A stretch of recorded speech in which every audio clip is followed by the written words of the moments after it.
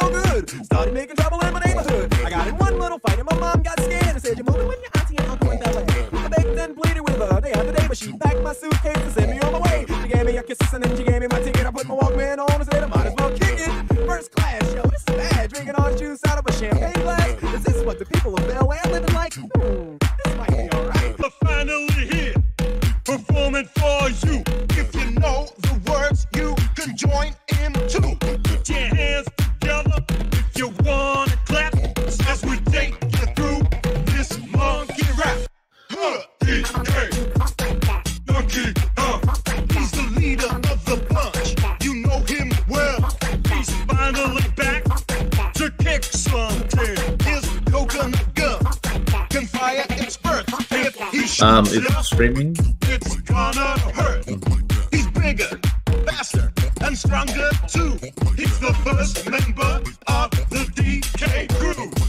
DK Monkey, Body once told me the world is gonna roll me. I ate the sharpest tool in the shed.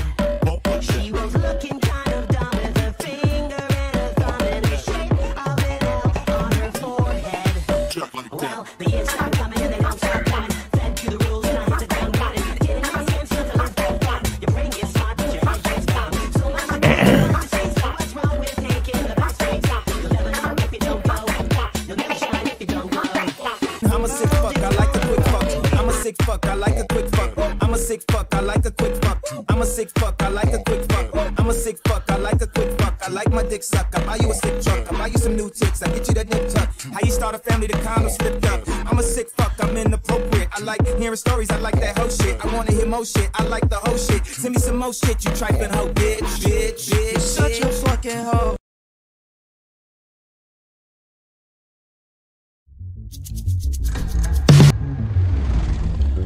Oop.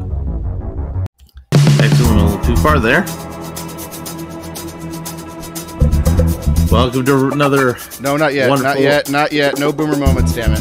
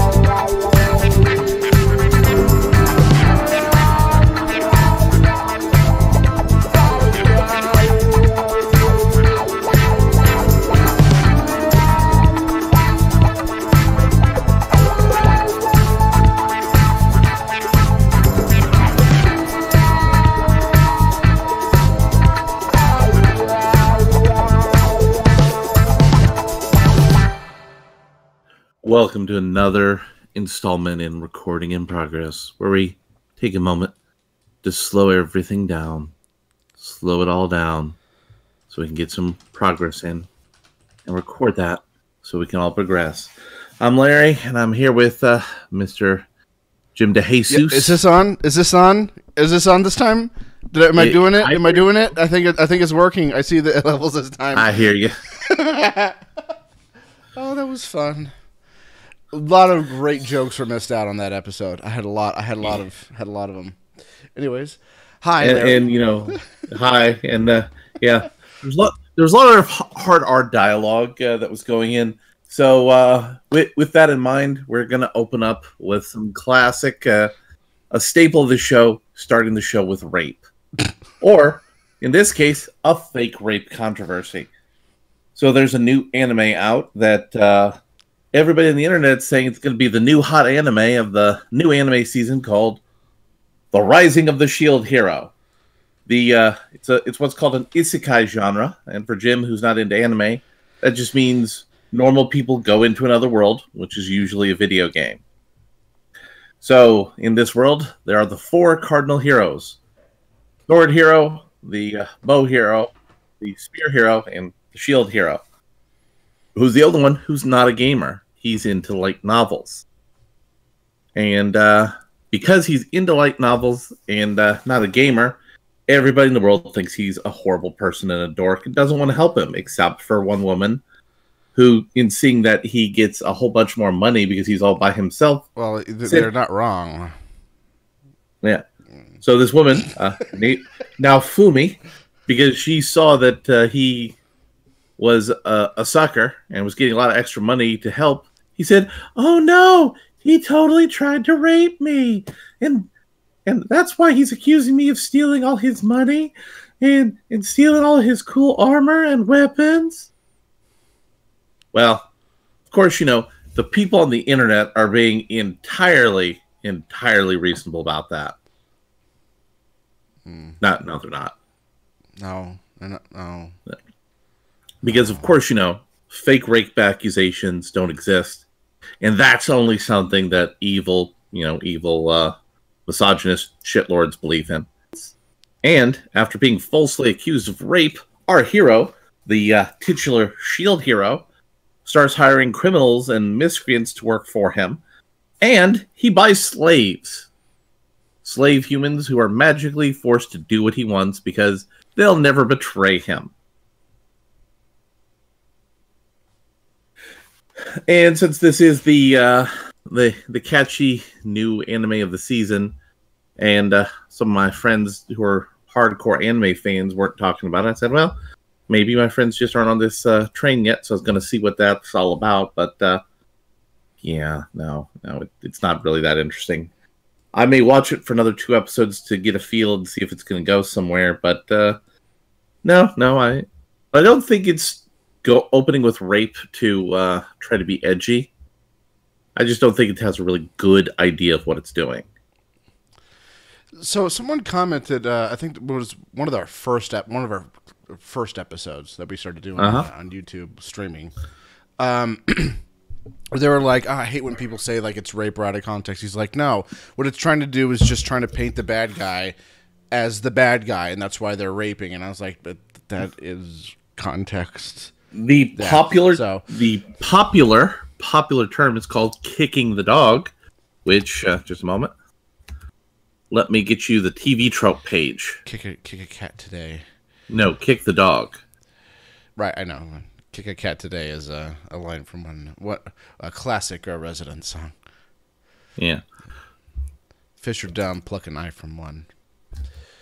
Are we doing this in recording in progress, or are you sending me a message? Where I'm going to send it to you in show prep, because it's now become show prep. So they have a thing on TV tropes, which is a decent website to talk about storytelling techniques, called Kick the Dog. In the old days, villains had mustaches and kicked the dog. Audiences are smarter today. They don't want their villain to be thrown at them with the green limelight on his face. They want an ordinary human being with failings. That's what Alfred Hitchcock says. But, why have a thoughtful story when you say, you know what? We'll just have somebody rape somebody. I like how they actually found Cobra Commander kicking a dog. Yeah. This is the what they would call the trope naming event. Cobra Commander's evil because he kicked a dog. Yeah. Yeah, so a good example of kicking the dog would be like in the Avengers when the story opens and you're first introduced to Thanos. You realized he just slaughtered everybody on top of the Asgard ship, and everybody on the Asgard, all the Asgards are dead. That's a pretty good kicking the dog kind of scenario. Well, no, that's not even a kicking the dog. Because It's pretty just like kicking the dog. normal superhero battle. Yeah. Now, if you're wanting, Well, it is a kick of the dog moment in the TV trope. let me get you a good example of a kick the dog moment from a little show called HomestarRunner.com. Appearing in Teen Girl Squad issue 11, so-and-so is getting chewed out by an obnoxious manager at a shirt folding store when the manager is suddenly punched out by an astronaut. Meet a fist! The explanation for this behavior? Astronaut, she killed my dog. Okay. And of course, Strong Bad has often referenced dog kicking. Oh, so in John Wick, when they killed his dog, that was literally a kick the dog moment. Is a kick the dog moment. Okay, we've established this. We now have that clarified. We know what kicking the dog means. Yep. And we're going to go to a different land of fantasy. We're going to go to Harry Potter, where Pottermore, the official Harry Potter wiki, which unlike most other wikis, is used by J.K. Rowling to add new details and lore and canon to the magical world of Harry Potter. They decided on January the 4th to have a National Trivia Day moment. Hogwarts didn't always have bathrooms. Before adopting Muggle plumbing methods in the 18th century, witches and wizards simply relieved themselves where they stood and vanished the evidence. Well, this is one of those few moments when we're gonna actually have to give a +1 to Twitter because everybody says, "You gross." Please stop. Why are you doing this? And this has apparently been on the Harry Potter wiki for years.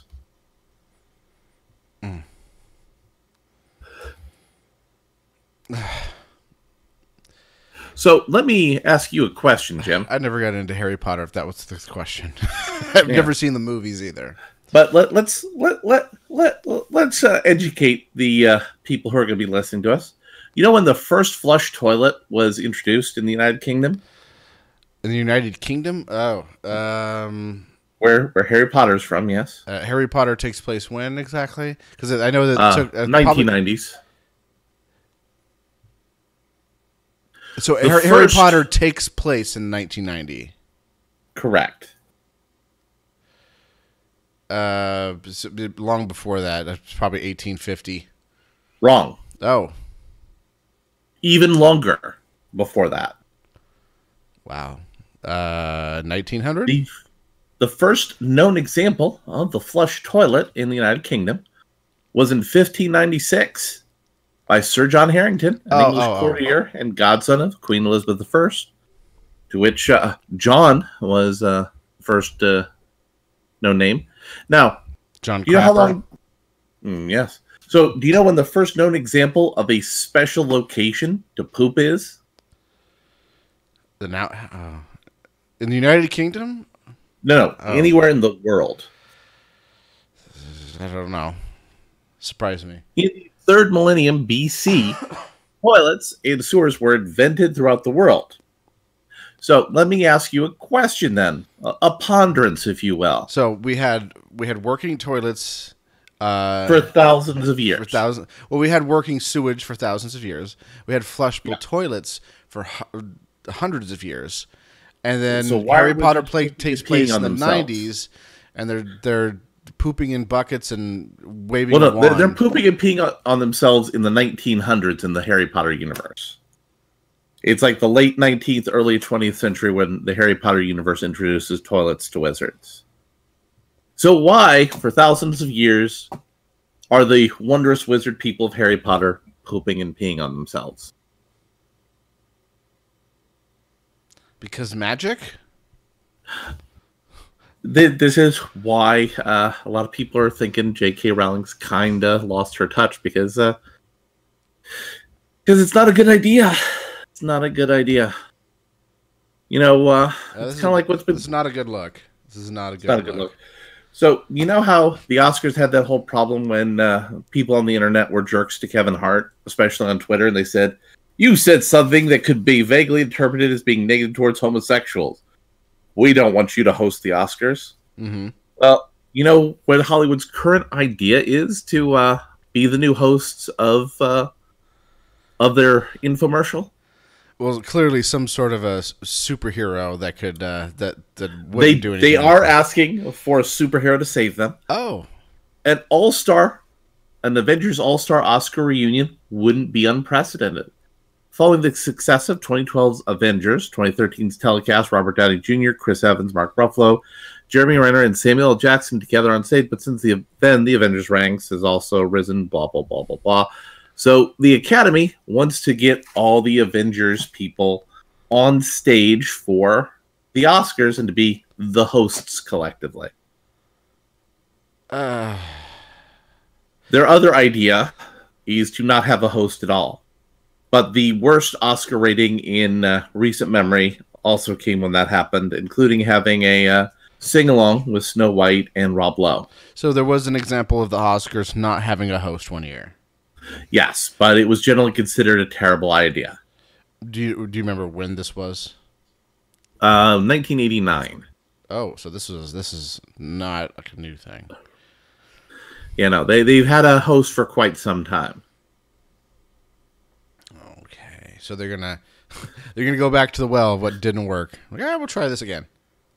Well, they're thinking maybe we need, some Disney and Avengers magic to make our Oscars great again. You know, there was a TV show that I used to watch all the time where people would go around and do they would think of ideas, and they were really bad ideas, and they would do this bad idea and often injure themselves, and then immediately afterwards either do it again or have someone who had just seen them injure themselves doing that bad idea.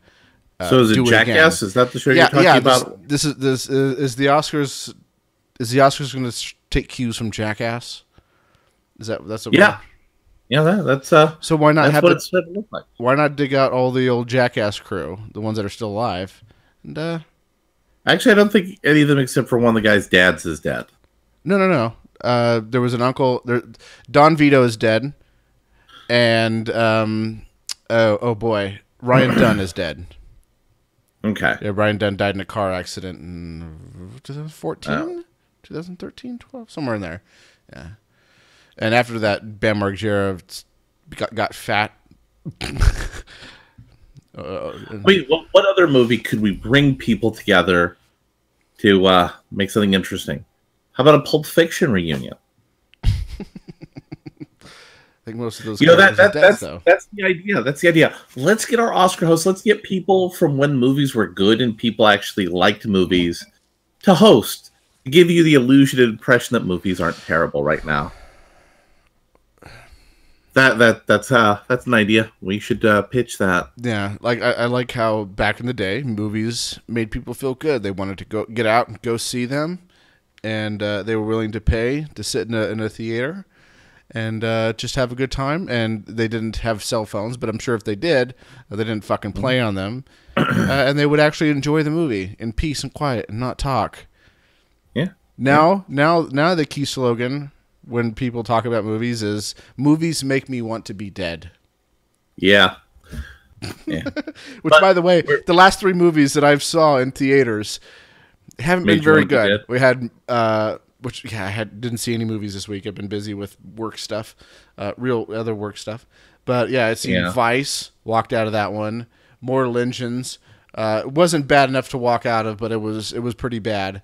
And then Sherlock and Holmes and Watson. Holmes and Watson's, which was bad enough for me to walk out, but I just had to see how bad it was going to get before it ended. And boy, wasn't I disappointed. I wasn't disappointed with how disappointed I was. So there's more wonderful magic of Disney in the entertainment industry.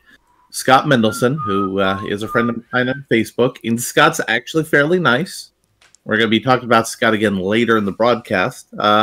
He posted an interesting article on Forbes, which Forbes, you're auto-playing videos and having adware that causes problems on my computer makes me not want to go to you for links.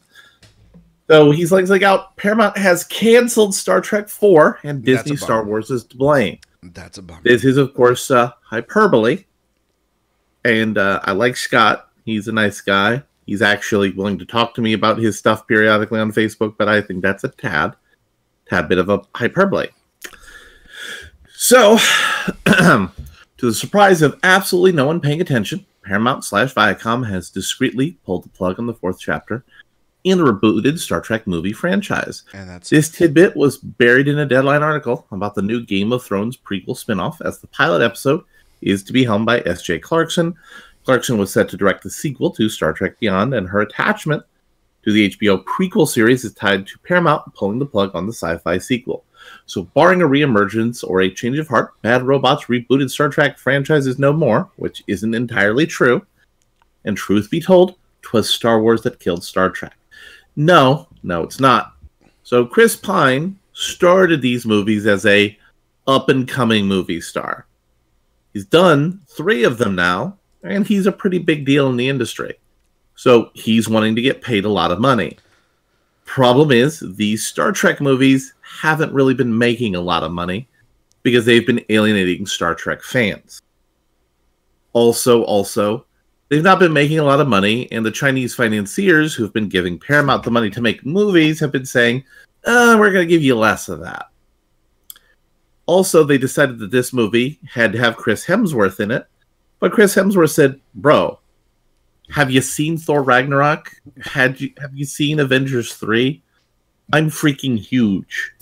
I'm one of the most popular people in Hollywood, and I need way more money than this contract is going to give me. So I'm not going to do it. Yeah, I when I saw Sherlock and Watson, there was a lot of trailers, and I think there was, of those trailers, I think Chris Hemsworth was in 3 of them. I was like, they just put this guy in everything now. He's going to be the new Rock. He is. He's going to be up there. He's going to be one of the major stars. Yeah. Anyway, so. And there isn't a script he'll say no to. See Ghostbusters 2016. So, in talking about the new Trek in Star Wars and the fight, it was an unapologetic crowd pleaser, offering the kind of zippy and quippy mix of nerdy sci-fi and blockbuster swashbuckling that folks had arguably wanted from the Star Wars prequels. You had the Indiana Jones, the Kingdom of the Crystal Skull, like this way across to 256 million domestic, but overseas it was not as strong. Again, it's kind of weird because all these Avengers movies are kind of strong overseas, and they're that same kind of product. That's totally weird. So from around 2006 to 2011, they were what Disney is today, except without the total market share domination, since audiences will still show up for both The Proposal and X-Men Origins Wolverine in the summer of 2009. But Disney bought Marvel for $4 billion, blah, blah, blah, blah, blah. And the biggest problem would be the new Star Wars movie, blah, blah, blah. So he's basically arguing that they held a niche until Disney got their fully operational Death Star running. Oh, no, that I have the Marvel Universe and the Star Wars are the dominant force in the entertainment galaxy. Oh, man. But what sucks is that of all the franchises that have been rebooted and they're just pumping these things out like crazy, the 2 that I really like the best are the Marvel and the Star Trek movies. Into Darkness, I really enjoyed it, but I know a lot of people didn't. That's fine. But the new one that came out, the one with the Beastie Boys, the Beastie Boys in the trailer, was really fucking good. And it's unfortunate because I don't think it did very well. It didn't do that well. Yeah. And then one of the leading stars died, and well, he was already dead. I think he was already dead by the time that movie came out, so he wasn't even in it. Right, but he died, I think, before reshoots started. Oh. Yeah. I think that's what it was that happened. But, you have that. You have 2 stars who are freaking huge who are saying, give me a giant dump trunk full of money. You can't really blame Star Wars for that. You can't blame the dominance of Disney for that. Yeah. It's not selling well overseas. It's alienating its core fans in the West. You have 2 of the biggest stars out there right now in the movie, and they're wanting a ton of money. And your financiers are saying, you're going to get less money. So, while we're already kicking Star Wars, we got a legal analysis from Star Trek Discovery's current lawsuit woes by the folks over at Midnight's Edge. I'll hit the play button on that when we're ready. Are we ready? I'm on it today. No boomer moments. I got a little note here, and it's pointed to my mute button. No boomer moments. We're not doing that again.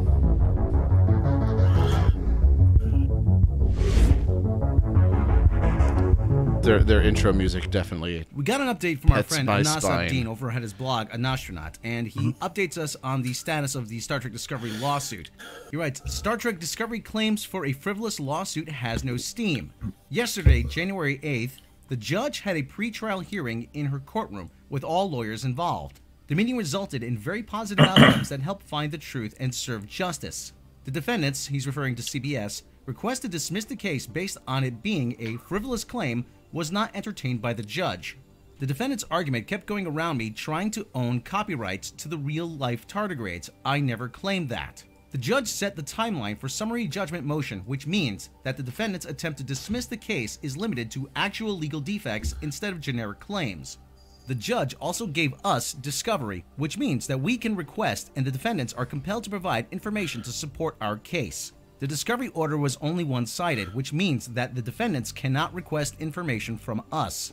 Finally, the judge granted us the third amended complaint as of right. This means we no longer need the expressed permission from the defendants to file the third complaint. Before we go on, we have to fully acknowledge and disclose that we are not legal experts. This is not our expertise in this area. This is not in our wheelhouse, but what this essentially means now is that CBS can no longer... Now, I will say, when some of the people I know who are doing legal analysis who just happen to be broadcasting later today do their take, I'll post some of that up for next week's show. Okay. So we will get some good actual lawyer talk on this. Move to dismiss the case by generic claims. Something similar to meaning that, hey, Star Trek Discovery has spaceships. Spaceships are common in every science fiction series.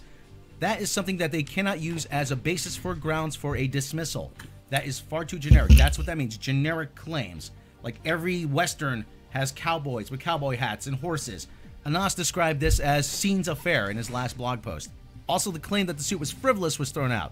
That means the judge feels that this case has enough merit to be heard. And with the approval of being able to file discovery, that means CBS has to turn over any evidence or witnesses or any materials that is pertinent to the case to Anas's lawyers. And finally, Anas's lawyers no longer need permission from CBS's lawyers to file another complaint. So this is still a little ways from going to trial, but the way things are going now, the way is definitely cleared forward for Anas to pursue further legal proceedings against CBS. And you gotta wonder if CBS is starting to get a little nervous because the similarities between Anas's game Tardigrades and SCD are striking. You can see the evidence on his blog. There are far too many similarities between the Tardigrades game and STD for this to be merely a coincidence. The other thing is that nobody else in the Access media is reporting on this. I mean, us, Gary over Nerdrotic, Mecha Random, Doomcock, just to name a couple. There are no other sites that are reporting on this. Not comicbook.com, which is owned by CBS, not Collider, nobody. So one has to wonder what's going on with... Also, to be fair, there's a whole lot of people on YouTube who are talking about this.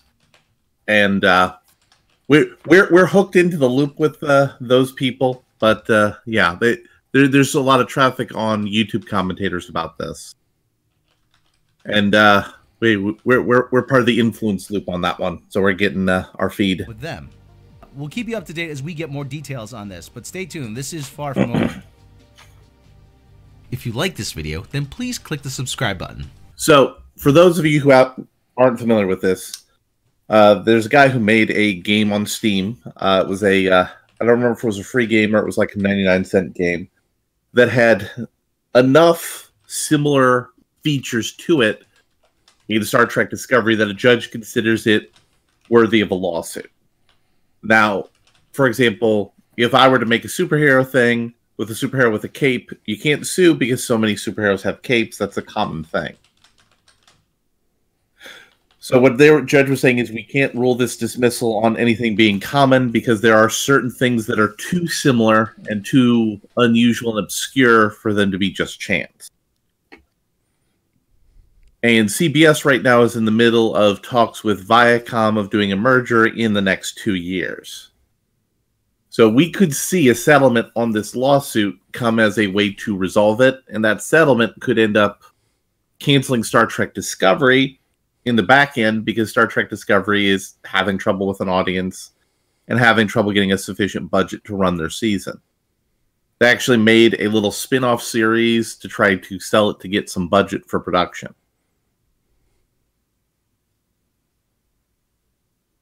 Still with me there? Yeah, so what you're saying is that sales for the CBS All Access Canceller machine has skyrocketed. Yeah, the CBS All Access isn't doing really well. But more importantly, I can't imagine the why. Star Trek isn't doing well, even though it's part of the J.J. Abrams license for Star Trek. But it's not part of the Calvin timeline, Well, which makes even less sense. well, they're saying it both is and isn't. They kind of vague on how it fits in the timeline, and they're very unclear because the Calvin timeline's not popular with viewers, and it's not popular with people for finance. Nobody wants to buy it, nobody wants to sell it, and nobody really wants to watch it. Okay. And the Orville is having a little bit of a sophomore slump, it looks like, going on here. The ratings for the Orville so far, and we've only had 2 episodes this season, are kind of a little down. The first episode had 5.7 million total people in the 18 to 49 prime viewing demographic. This was down from its first season premiere, but it's considered a good opening for second season. However, the second episode was 2.8 million, which is the lowest episode ratings of the entire show. I'm not worried yet, but it could be an issue of a gap between the seasons. And that's becoming more and more of a common problem with like higher end and higher concept TV shows. They're not coming on next year. It's a year and a half to 2 years later. And this may be just part of a problem with how TV is structured these days.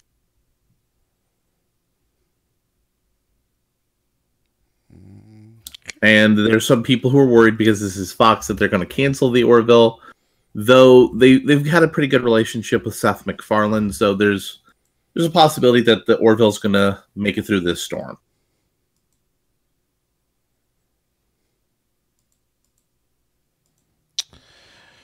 Which I hear is probably a good thing, because it seems to be the most accurate representation of Star Trek, unlike actual Star Trek, question mark.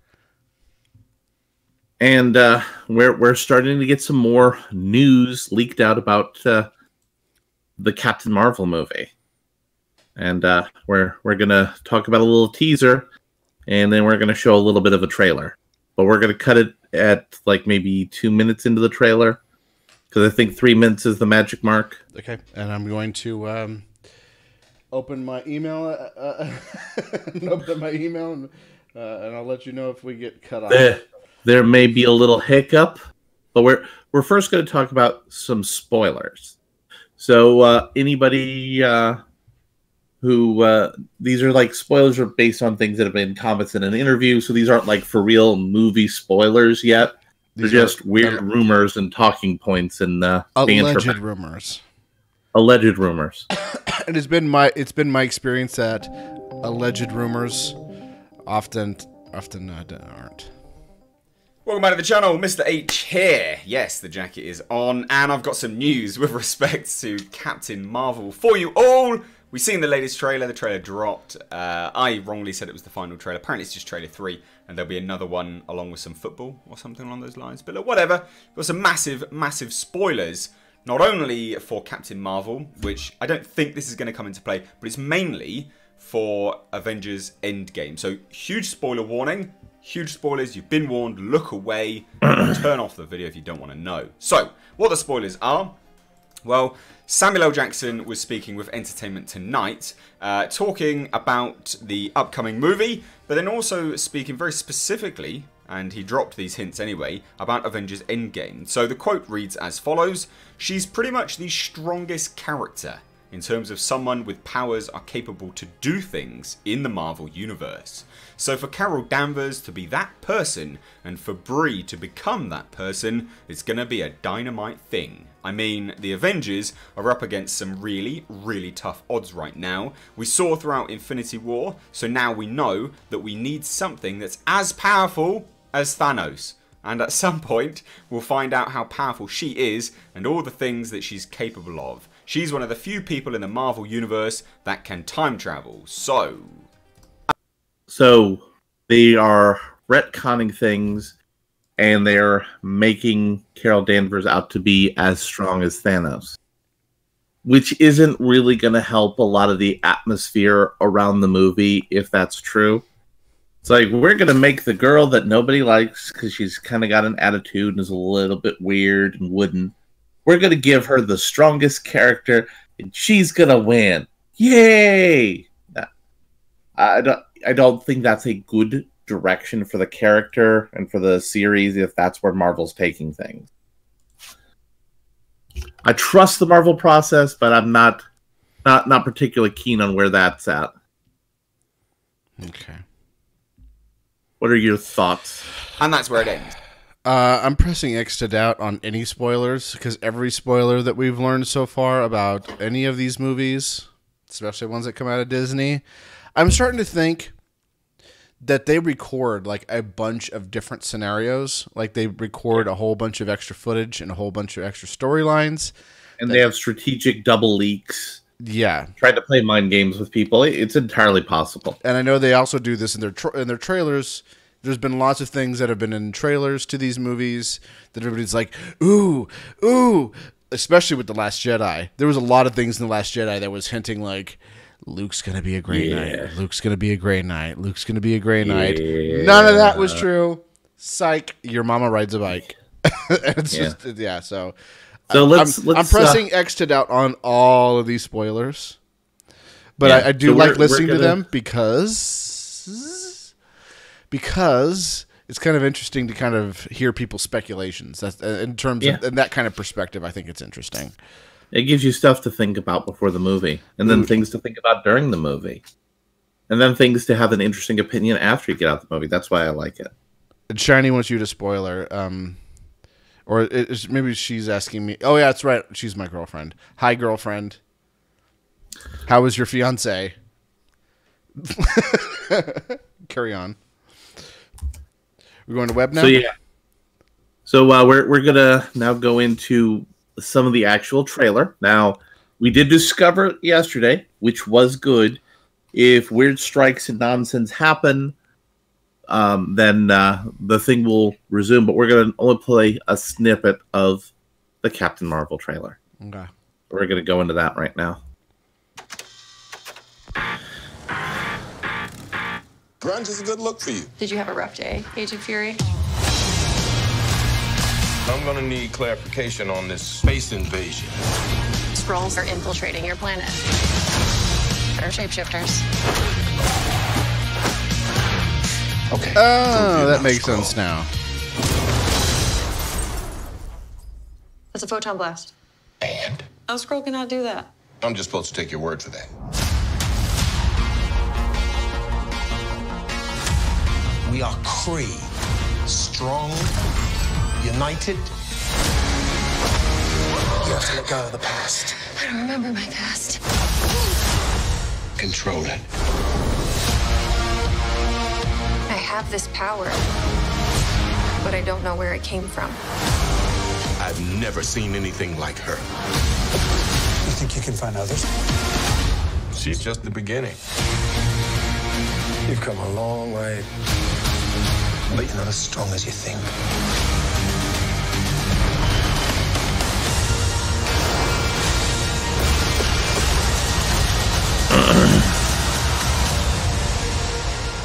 What is this? The SHIELD logo. Does announcing your identity on clothing help with the covert part of your job? Said the space soldier who was wearing a rubber suit. Get tickets now. That could be interesting. I mean, this is the most recent trailer, and at least feels the least okay. I'm feeling more like this is a Marvel movie but I'm not really feeling what kind of a Marvel movie this is yet. We'll find out. Yeah. It's going to be interesting. So But you remember... So this is coming out before Avengers Endgame, correct? Yes. Okay. Let me double check the release dates. Because I have a feeling she's going to be instrumental. Or that may be a swerve. Well, it would it have to be? Wouldn't she have to be instrumental in finding No, remember? Purple Punch Subverting Man? your expectations is the highest thing in movies. Well, that's not Kevin Feige's deal. Yeah. So this is going to come out. Though he did subvert my expectations at the end of Avengers because I had not seen or heard any spoilers to that movie. Did not see everybody dying. Oh, sorry. Sorry, I spoiled the movie that's a year old now. So Captain Marvel comes out on March the 8th, and Avengers comes out on April the 26th, unless they move it up, which is entirely possible. But you remember when we were talking about how weird some of the choices for people who are script writing were? No, stop this. Oh, no. You remember? No, I don't remember anything because I can't hear anything that you're saying. Computer's dead again. Damn it. Hey, Jim, did I lose you here? Okay, we're back. I hope. Can you hear me? Jesus. Let's do this. Let's hang up. Doot. All right. Can you hear me now? You back, Yeah. Jim? Yeah. Hello? Jesus. Hello. Hey, are we Hey. back now? Well, we should be back. And you can still hear me, right? Can you hear me? Oh. All right. Technical difficulties, everyone. This is not Jim? a boomer moment. This is just a moment. There we go. Can you hear me now? Yeah, we Okay. had a little technical hiccup, so this is not a boomer moment. No. So where I was going before Jim's internet had an oopsie doopsie. Oopsie remember- doopsie. So do you remember how we were talking about how some of the people writing the script for Captain Marvel were a little weird?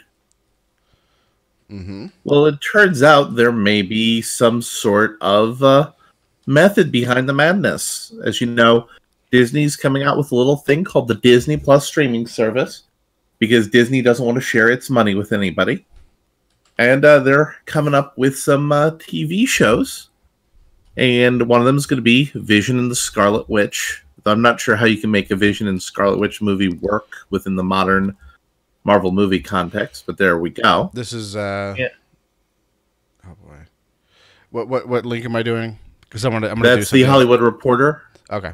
And it happens to be underneath the Captain Marvel video link we just watched. So I'm gonna be half into this conversation while I try to fix something that prevents that from happening again. Go on. Okay.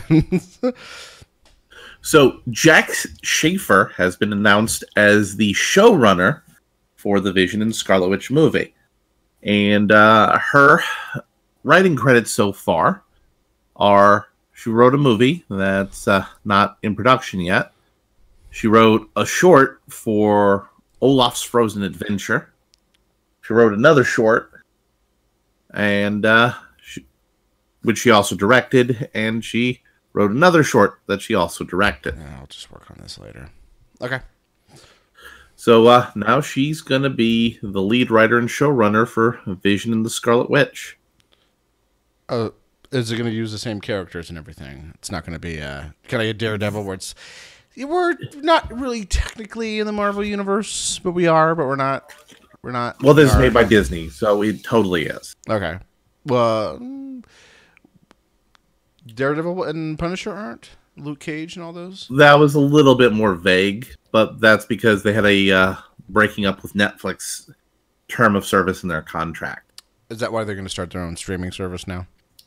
Well, no, they once they realized that that's the future of entertainment is streaming service and screw the networks and screw cable and screw the movie theaters. Disney immediately decided to take advantage of their strategic position to do that. Okay. So I'm beginning to wonder now if some of these weird decisions, and if there are future weird decisions, are people going to be involved in writing the scripts for the movies so that they can become justifiable and trusted voices in making streaming service TV shows and movies? Okay. Interesting to see where this goes. It is. Yeah. But while one... is that possibly the explanation why Daredevil got canceled? Well, yes. And Though Daredevil, are they also canceling Punisher? They are, but what's weird is they are having this weird religious fundamentalism storyline in Punisher, so I'm not entirely sure why that's a thing. Oh. Yeah, I've not been following that show, which I should, because Daredevil is fucking amazing. Punisher haven't checked out yet. I've heard mixed things. Luke Cage, yeah, again, mixed things. The CBS stuff, I think it's CBS that's been doing it, like the Shield. Not a fan. No, that was ABC, and ABC was doing it because Disney told them to, not because they wanted to. Yeah, I haven't been a fan of that. Haven't been a fan of.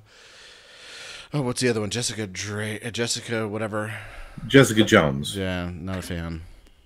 So while Disney is building their streaming service Death Star, DC Comics is building their own, but it's not doing so good. Or as Robin said in their opening promo for the Titans TV show, fuck Batman. DC launched their streaming service last year with a promise of bringing in some original content for the platform, but it looks like they failed venture of the likes of WB and AT&T. We don't have any number on how bad the DC universe is performing, but this comes from GWW's Thomas Polito. Doesn't sound like the DC universe has been a profitable venture for WB, AT&T. Hopefully Warner Media helps boost numbers, but I'd be surprised. The show is the DC universe? No, that's the name of the streaming service. So here's what the streaming service does. All the animated DC movies that everybody loves, on it. All the OG that might be worth getting. All the OG TV shows, on it. Batman animated series. I don't know if Batman the animated series is on it, but like the 60s Batman is on it. Oh, that alone might be worth it. They also give you access to the entire digital library that DC has that's accessible. The movies? No, the digital library of comic books. Oh. And they have... If you're into comic books, that might be worth it. And they have some new content that they've come up with. The Fuck Batman show, which looks terrible. And the Doom Patrol show, which has given Brendan Fraser his first job in Hollywood since that one producer tried to rape him. The Mummy? No. His first job since he had some horrible movie involving talking animals and him being a real estate agent. And the head of the Foreign Press Association tried to rape him. So that's why he has had trouble getting to movies again. They're also planning to do a Harley Quinn show, but it's not really drawing in the fans. But maybe it's because they've only just started to make movies that aren't terrible. Because Aquaman is almost to $1 billion. Which makes it bigger than Batman. Yeah, it does. Which is kind of weird. Can you imagine an alternate universe where more people are willing to go see an Aquaman movie over a Batman movie? Oh wait, I mean this is the timeline. Oof. We're in a weird timeline. Aquaman has always been kind of considered the douche of the characters. Yeah. So Aquaman he is kind of a douchey character. Yeah. So Aquaman has currently passed $700 million, which means it's made more money than each of the Hobbit movies. Unfortunately, not all the Hobbit movies put together, because those are trash. And it's going to beat the surprise hit Jumanji Welcome to the Jungle. And it will likely cross $1 billion this weekend, and it'll become the first non-Disney, non-Universal movie to make that money since 2014. And I'm gonna I'll say that again. The first non-Disney or non-Universal movie studio movie that's made $1 billion since 2014. Do you think we have a problem in the movie industry with their inability to make money? Look, I just saw Holmes and Watson the other day. Yes, there's something wrong with the movie industry, big time. Ah, Jesus. And it's already earned more overseas than Captain America: Civil War, Iron Man 3, The Avengers, Iron Man 3, The Avengers, Avengers Age of Ultron, and Avengers Infinity War. But Aquaman has? It's made more money overseas. Oh, overseas, okay. Well.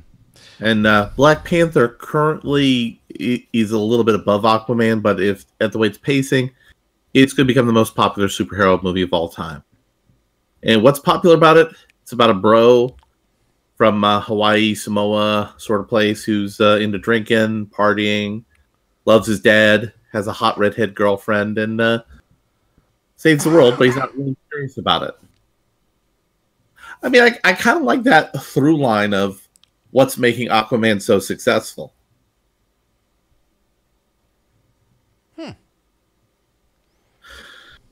And we're going to do the Scott Mendelson trifecta because he also talked about a movie that you and I are both looking forward to, which is Glass. I'm not really looking forward to it because it's been a while since I've seen Glass, and I've been kind of really turned off from Unbreakable. Unbreakable. Sorry, M. Night Shyamalan. I've been kind of turned off to M. Night Shyamalan. Well, he's right now trying to rehab his production and thing. I've heard good things about his more recent film, the one with the grandparents. Yeah, basically the producers from Blumhouse have helped him sort of refocus himself. You know, things are bad when Blumhouse has to help you. I'm just saying. Well, I mean, Blumhouse knows how to give people what they want. Yeah, that's true. And at a low budget. So I talked to Scott, and before I read his review, what he said is he was painfully bored in the middle of the movie, and while he wasn't necessarily as bored at the ending was bad. And his title is Glass is M. Night Shyamalan's most disappointing movie.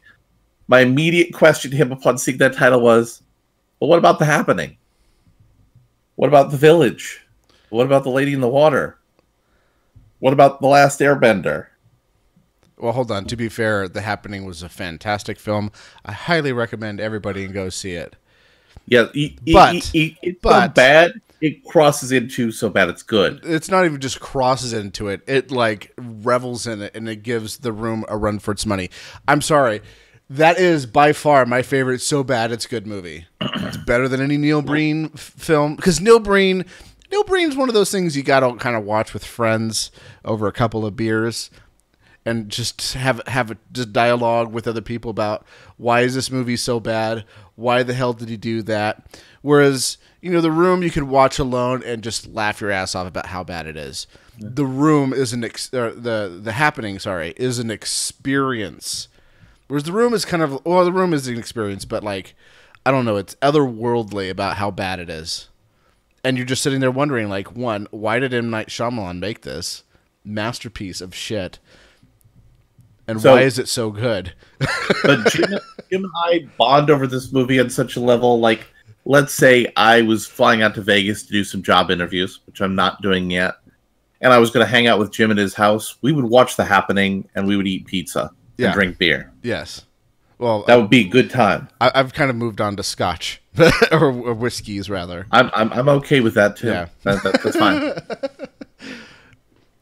So I'm going to cut to the heart of the review. Both the hero and the villain captured and end up in the psychological care of Dr. Ellie Staple. She insists that these superpowered folks are suffering from delusions that make them think that they are comic book characters. It's here that the movie quickly drowns. We go on to spend much of what remains with Paulson monologuing that David and Kevin aren't superpowered creatures, with Shyamalan never realizing that this is entirely irrelevant to the story. To the extent that that in a civil society, David shouldn't beat up bad guys, or that Kevin shouldn't kidnap and eat teen girls. I'm just going to say, we really shouldn't put a should there. I'm just saying, capturing and eating teenage girls, we should definitely, we don't need the ambiguity. That's a shouldn't. It doesn't matter that they're real-life comic book characters suffering from specific mental ailments. I cannot overstate the miscalculation of this particular storytelling emphasis. We spend much of the movie with the hero and the villain being convinced that they aren't what we know that they are. We know what we saw them do in the last two movies and couldn't care less why. Dave and Kevin are able to do what they can do. I noticed something. I just now noticed something in your I just now noticed something in these show notes that we don't have a segment where we're going to talk about Holmes and Watson. I think that could be. Oh, well, I mean, if you want to talk about that, we can squeeze that in before we get to the closer. Okay. Because if you want to add on to what I talked about, and we could definitely do that. That's not a problem. Because yeah, we have to. Okay, go ahead. And he also talks about how the third act of the movie is like a 20-year-old movie note. So it's not even something that really fits the genre of the movies of today. So that's a possible disappointment coming in our future. But, you know, if we're disappointed, that'll just make good commentary.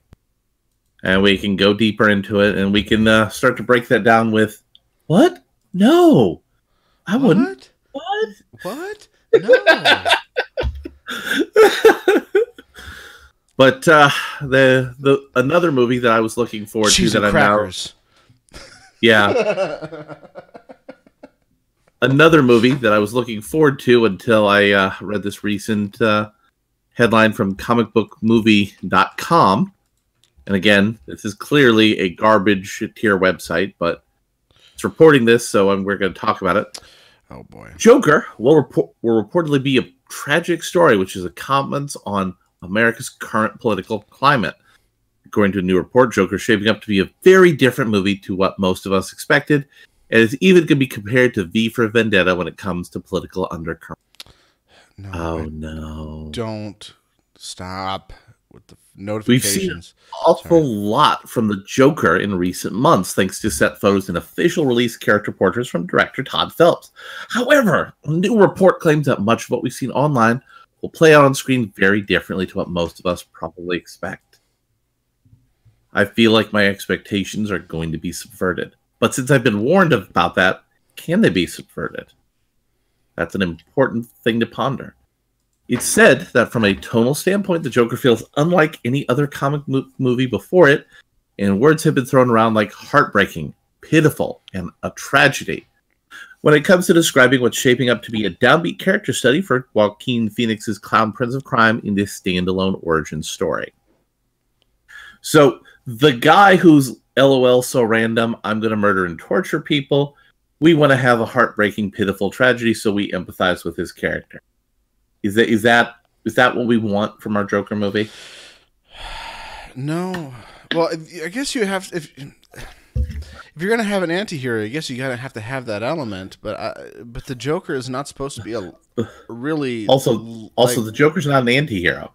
Yeah, he's a bad person, and the Joker wouldn't even disagree with being called a bad person. No, he just believes everybody's a bad person. And they haven't been pushed far enough yet. Which, interestingly enough, is a similar philosophy on evil to Jordan B. Peterson. So, you know, what could have been more interesting is if the Joker was talking about lobsters. And dominance hierarchies. We'll just listen for that dog whistle when it comes out. I'm gonna wait for that movie and be like, I'm listening for the term lobster. If it comes up, we'll know. Yeah, we'll know. Now, this may prove to be rather controversial, but it's said that we can also expect V for Vendetta-style political undercurrents, while the movie will also feature some pointed commentary on Donald Trump. A lot of people don't want to see real-life politics addressed in movies like this, so that could end up working against the Joker. On the plus side, the report also mentioned that it's very much has a Taxi Driver meets the Kings of Comedy vibe. Which we will get into in plenty of detail when we talk about Holmes and Watson. Which you would not expect a lot of Trump references in a Victoria era film, but oh no, that was a thing. That was a thing. So that's a little bit of disappointment in our future, but also on a related comic book story. Ethan Van Sciver, as he is wont to do, is being stalked by political weirdos on Twitter, and one of them decided to blackmail him, and Ethan made a little video about it. In response to her video, she used the classic internet defense of, "No, it's a parody, bro. It's totally a prank. My making threats about you, that was totally a prank, bro." So let's listen to Ethan describe someone's failed attempt to blackmail him.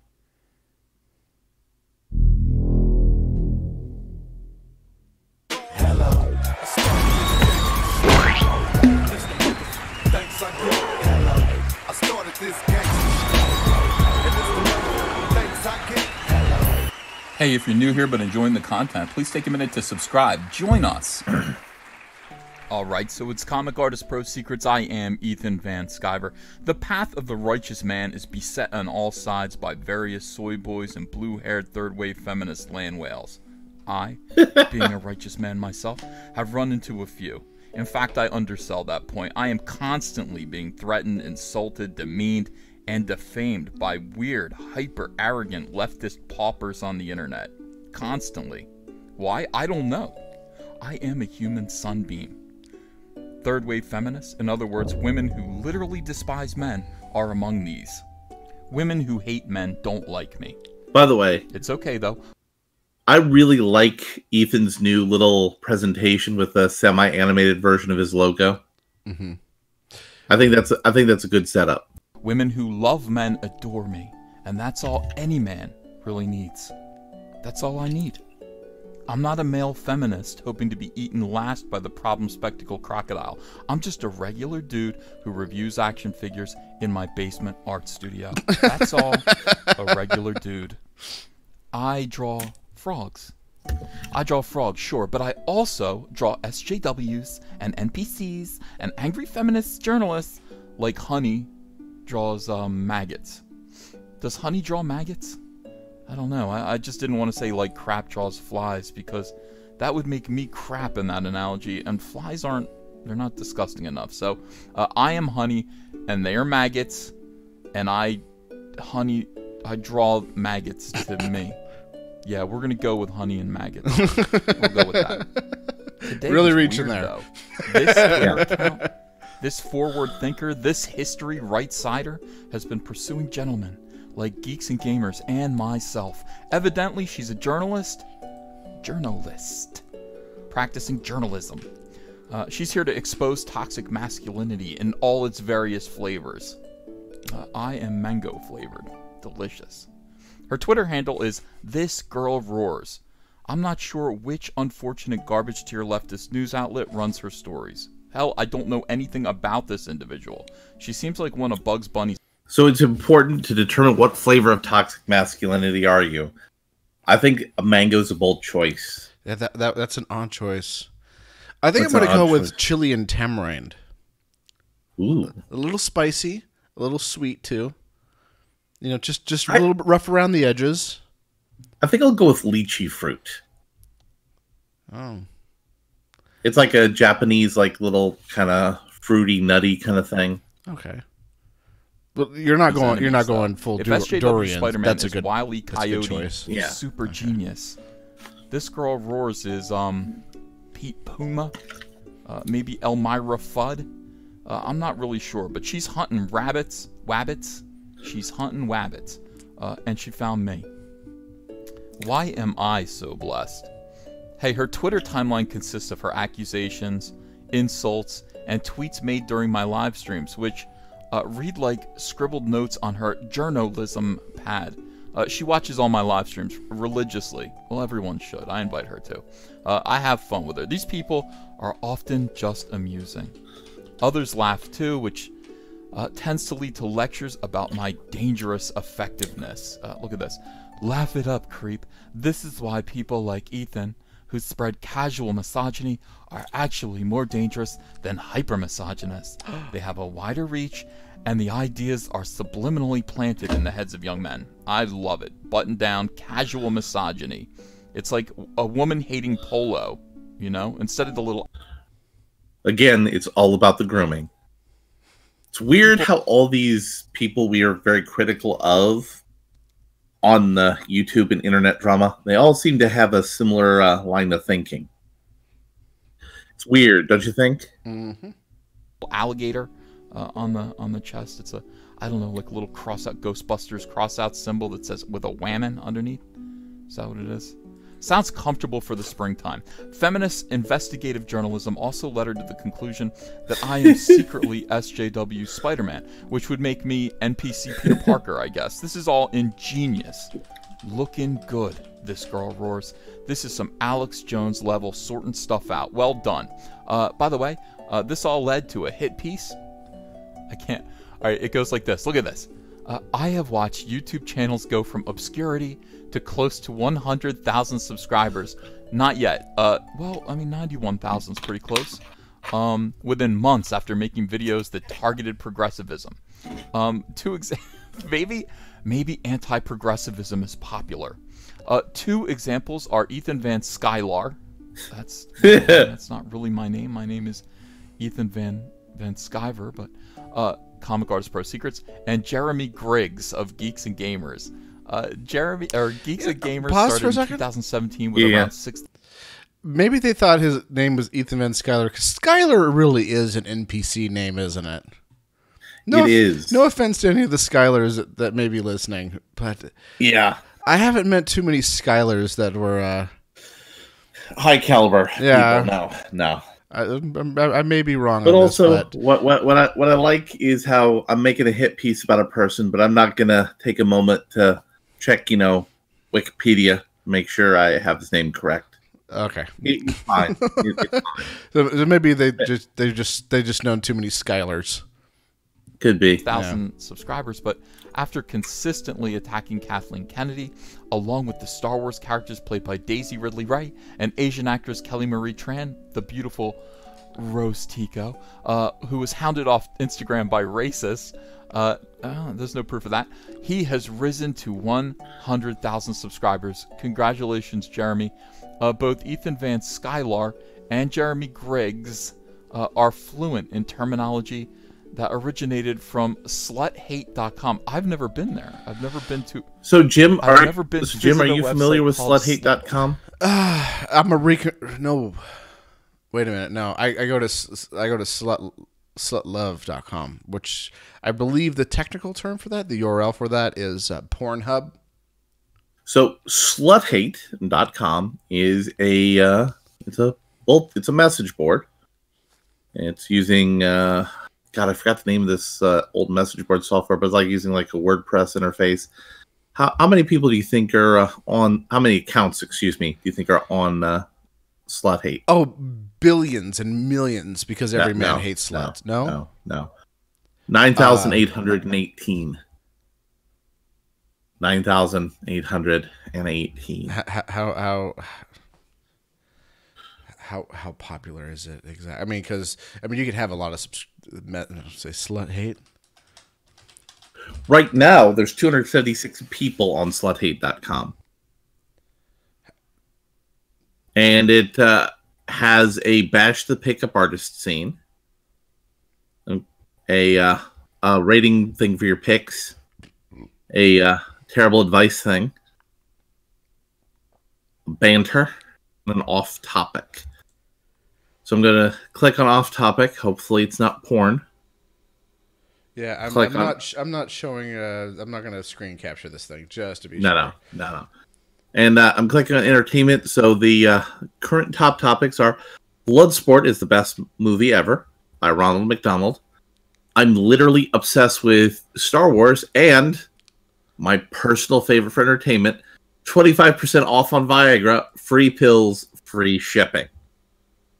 So this is a pretty powerful thing she's elevating here. And also in the Star Wars one, apparently somebody is posting links about eugenics in his signature file for the Star Wars one. And that's that's a high quality obscure internet reference he's got there. And also, if you want 25% off on Viagra, go to sluthate.com. There we go. Offer your friend zone crush $200 for sex. .com. Yeah. Which they use to great effect when articulating their war cries against social justice warriors and feminists. Well, it sounds like a website that I do need to check out. You do seem to be more fluent in the terminology of sluthate.com. This Girl Roars. I've never been there. Now, this would all be fine and good. In fact, it would be fine and dandy. It'd be dandy. I've dealt with this kind of thing. There are hit pieces written about me every single day. Every day. People are talking about me. I don't know why. I'm boring. And yet, This Girl Roars decided to give me an opportunity to buy my way out of this abuse. Here's the money shot of the thing. Actually pay. Don't worry. When I set up PayPay, I will give Ethan Van Sciver the opportunity to make reparations by donating to my bigotry box. If he shows willing, I'll repeat that sentence. Start there. What? So this is what This Girl Roars did, which is where she got into trouble. Don't worry. When I set PayPay up, I will give Ethan Van Sciver the opportunity to make reparations by donating to my bigotry box. If he shows willing, then perhaps I will write about him more favorably in the future. If he shows willing. So PayPay, they're a new service, I take it? To not be slandered by SJW. Hold on, this is important. If I can go to PayPay instead of PayPal, that'd be great, because... Let's see what Google says for PayPay. According to Google, PayPay is PayPal. No. Because I was going to say, because if that's an alternative to PayPal, she could actually be... It actually looks like, there's a PayPay in Japan. Oh. Because I was going to say, because if there's an alternative to PayPal, that'd be great, because right now PayPal is having some issues. It's a Japanese app for paying on your phone. Maybe we should look into that. Yeah. Maybe we should look into that. Oh, and apparently PayPay had some problems because it was overcharging people. Hold on. Wait a minute. Hold on. PayPay? Pepe? No, this is actually... Oh, wait a minute. SoftBank. Do you think that maybe she's blowing a little dog whistle there? Pepe? I don't know, but I am going to have to let Ethan Van Sciver know that PayPay does exist. So maybe Ethan Van Sciver can... I think that's a dog whistle. I think she's secretly a Nazi. She could be. She could be. But... yeah, so apparently PayPay is a mobile payment company that's owned by SoftBank, which I think they own Sprint now. And it accidentally overcharged people by 10 billion yen, or $88 million. So, well, clearly this is Pepe the frog. We could blame Pepe. Okay, let's blame. Don't we can always blame Pepe. When I set up PayPay, Pee-pee the frog. PayPal. PayPay sounds cool though. PayPay would be the bootleg version of PayPal. Like if somebody says, "Hey, would you like me to pay for that with PayPay?" You should probably say no and get the fuck out of my store. But no. So she's gonna. I assume it's a mistake. Don't worry. When I set up PayPay, I will give at Ethan Van Sciver the opportunity to make reparations by donating to my bigotry box. Now that sounds like harassment right there. Ma'am, I am married. I am not donating to any woman's bigotry box. If he shows willing, then perhaps I will I see what you did there. in the future. Really? That sounds funny. That sounds fishy. That sounds weird. Are you sure that's what you meant? Oh, well, to clarify, Ethan making a form of reparation payment would show his willingness to change and apologize for past his willingness to change and apologize for past problematic comments, recognizing that any subsequent articles that show him in a positive light would not be disingenuous. So she was asking Ethan for a bribe, otherwise she was going to write more hit pieces about him. Problematic comments. Recognizing that, any subsequent articles that show him in a positive light would not be disingenuous. Magnificent. This is... By the way, what was Gamergate about? Wasn't it about ethics in journalism? I had no idea that this was possible. Asking me for a bribe to give me better treatment in the press. How much? How much money would you like to start talking about me as a woman respecter? I want press that declares to everyone that I respect women. I do. So what does that cost? We can do a direct deposit. Explain to me exactly how one buys one's way into better press, glowing press articles from SJWs. Anti-Comicsgate is out there strutting those huge brains lately. Big, juicy brains. Delicious. Ethics in journalism. What is that?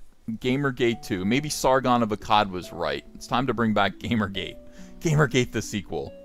The bad news is that further clarification is not available. She blocked me. Hey, want to follow me on Twitter? Okay, cool. I'm at Ethan Van Sciver. Talk to you there. Yeah, so weirdos on Twitter are continuing to be weird. Who'd have thunk it? Tried to blackmail people. So and my question is, did you post that? When you posted that, did the brain say, maybe I should think before I post that? Maybe I should do that. Well, she may not have noticed it, but her brain did. I see what you did there. So, are we getting into the next story now? We're gonna get to the next story, which is before we do, let me just say, in the name of Satan, ruler of earth and kingdom of this world, I command the forces of darkness to bestow their infernal power upon me. Open wide the gates of hell and come forth to the abyss to greet me as your brother and friend. Grant me the indulgence for which I speak. I have taken thy name as part of thyself. I live as the beast of the field, rejoicing in the fleshy life. I favor and curse the rotten. Go ahead. So yeah, so that was the thing that just happened. So Christian Bale. So Christian Bale, when talking to a gathering of the worshippers of Pan, the goat god, as Duke Phillips would let us know, thanked Satan for his inspiration on playing Dick Cheney at the Golden Globes Awards. Twitter suddenly remembers he's actually British. He's a lot like Hugh Laurie. Like, you know, when you hear their actual voice, you're like, what? Are they playing a character? Christian Bale thanked an unexpected entity when he accepted the Golden Globe for his role as Dick Cheney in the film Vice. Thank you, Satan, for giving me the inspiration for playing this role, he said of Dick Cheney character in the apparent snub to the former vice president. The political satire shows an unrecognizable Christian Bale as Cheney, depicting the former second-in-command as a ruthless mastermind behind George W. Bush's presidency, which has gotten the film large criticism by conservatives. And it wasn't just that. Bale said in his speech that sent social media ablaze, but how he said it, with viewers gushing over his strong British accent. Actually, it's Welsh. He's Welsh. Yeah. It's Welsh. And the Church of Satan... the Church of Satan did send out a Twitter response. Did they really? How did I not see this? To us, Satan is a symbol of pride, liberty, and individualism, and it serves as an external metaphorical projection of our highest personal potential. As Mr. Bale's own talents and skill won him the award, this is fitting. Hail Christian, hail Satan. By the way, if you don't follow the Church of, even if you're not a Satanist, which I am, even if you're not a Satanist, that is the hottest takes on Twitter I have ever seen. Sometimes they get into fedora tipping atheism. It happens. But a lot of the time, they do a lot of really great troll work. And some of the people that they offend on Twitter, just mwah, mwah, mwah. Beautiful stuff. I'm just saying. And Christian Bale also said, I've got to find somebody who can be absolutely charisma-free and reviled by everyone, and so it's got to be Christian Bale in it. And that was what the director said about Christian Bale in his role, to which Bale made an additional comment and said, who do you think I should play next? Mitch McConnell? Yeah. So so also, I don't know if you're going to cover this as well, but a lot of the evangelical types are getting on Christian Bale, thinking he was being serious about worshiping Satan. Obviously, he was not. The point he was trying to make was, Dick Cheney is literally Satan. But that's not what he said in other interviews. Oh, in other interviews, he talked about how, Dick Cheney was an inspiring family man and blah, blah, blah. Now, he was pandering to his audience. Okay. And I mean, if I were in Christian Bale's... but that was the context of which he was speaking. It was, he views Dick Cheney as a terrible person and terrible things you should associate with Satan. And so if he was going to be inspired by anyone to portray a world such as Dick Cheney, it would have to be Satan. Or, he could also have said he was portraying what everybody views Dick Cheney as Satan. And so he's using Dick Cheney as a representation, as a reflection of their own inner darkness. And phobes, I am not vanilla. We've already talked about this. I'm clearly chili tamarind. That's what flavor of a hateful person I am. Yeah. A misogynist. Yeah. And we're going to segue into some other things that are totally real. There's a scandal in the Overwatch community. Overwatch contenders team issues wait, hold on. Before, is it because someone wanted to be Tracer, and they were already Tracer? No. Okay. It is actually much more serious than that, and by much more serious, I mean kind of really not serious at all. Overwatch contenders team issues statement regarding drop player Ellie, and I'm going to read about this.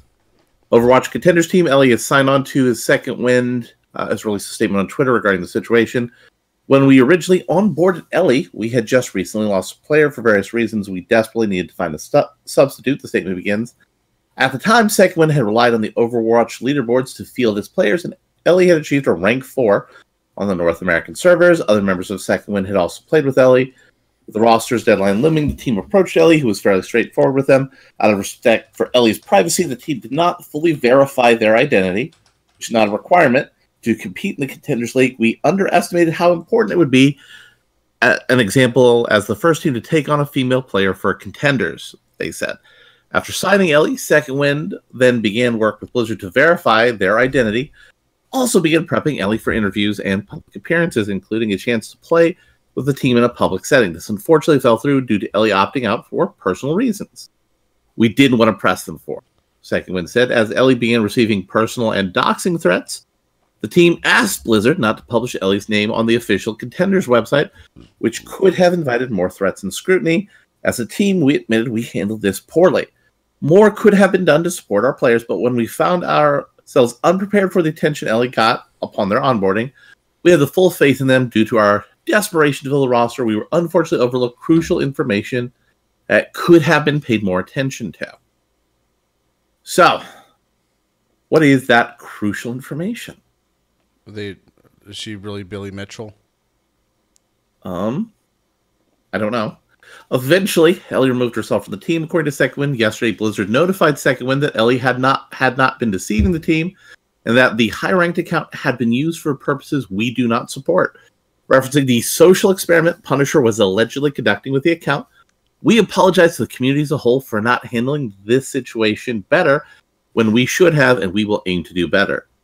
So Punisher is a streamer who supposedly streamed with Ellie, but in actuality he was Ellie. He used a 17-year-old girl to fake being Ellie. And here's the original story. There's a lot of professional drama and professional Overwatch, but harassment and potential threats of doxing causing one player to have to step down from teams is not the drama anyone suspected. Ellie, a player for Overwatch's minor league, Overwatch Contenders, had quit the team second week after weeks of harassment, accusing her of not being who she says she is. Oh. Whereas other I thought players was going to get into cheating or something like that. I had a picture of Billy Mitchell ready to go. Which, Yeah. not saying he's a cheater. I don't want to get sued. Go ahead. So, Punisher, this streamer, actually created Ellie as an attempt to see how a female on a competitive team would be treated. But the problem is, of course, that the female on the competitive team was being attacked for being fake because she was, in fact, fake. Oh. And Activision Blizzard is much more concerned about the, oh my god, misogyny. But there are even more problems on the Activision Blizzard front. And how this goes with the Destiny video game. We got a little video about that. Activision Blizzard has always been a horrendous publisher, arguably worse than Electronic Arts, and that's saying something. It's just that Activision has always been able to weasel away from controversy. We've seen that multiple times through the years. They're kind of the snake of this industry. You have the whole Destiny 2 disaster that happened at launch. There was some horrific monetization schemes in place, as well as XP was apparently rigged at one point, and some content that previously had been available in the base game was being locked away unless you purchased the latest DLC at the time. That was Destiny 2 at launch. Things have definitely improved since, but there's a continuing pattern with each Activision release, and it's a whole ton of shadiness. And as of actually recording this video, it looks like Bungie is getting the F away from Activision. Probably for the best, since Activision just wants to ruin Destiny with microtransactions. We'll discuss this a little bit later in this video, but probably best for Bungie. But let's continue on. Let's get back to the company of Activision. In 2017, they also created some outrage when it was found they were exploring and, well, actually granted a patent which outlines plans of a new matchmaking system that would pair players together in order to encourage microtransactions. It's all about psychological manipulation with this publisher. You look to the Call of Duty franchise and it's just a mess. I don't really think I can properly go through every shady decision made over. So Bungie and Activision are splitting in part because Bungie for Destiny 2 didn't sell enough microtransactions. And now Destiny, which doesn't really have any lore or story for its own, is going to have to self-publish, which means we may actually get a Destiny story over the years with Call of Duty in just about a minute or two, but some of the highlights include the pay-to-win supply drops present in games like Black Ops 3 and Advanced Warfare, forcing consumers into buying Infinite Warfare to play a remaster of the beloved Call of Duty Modern Warfare 1, reselling at a higher price a remastered DLC map pack for Modern Warfare Remastered, introducing loot boxes to a remaster, manipulating players with loot boxes that drop down in front of your face for everyone to see in Call of Duty World War II, and just recently Black Ops 4 charging money for a red dot reticle. Also, something that I personally caught on to last year was Activision not releasing microtransactions for games like Advanced Warfare, Call of Duty World War II, and Black Ops 4 until about a month after launch, once the reviews are written and copies have been sold. This is a company that knows how to circle around controversy, but point being, Call of Duty has managed to get away with a lot, and that's mainly due to the more casual audience, which is what these publishers love taking advantage of. Now, you may recognize that in the past it really has been the Activision side that has created problems. Also, Blizzard has had as is issues, brought up in the but chat, under that for Overwatch, when dealing with some of the recent controversy, Activision decided to randomly declare one of the characters in Overwatch, which also doesn't have a story, was totally gay, you guys, the whole time. So Soldier 76, he's totally gay. We know that now.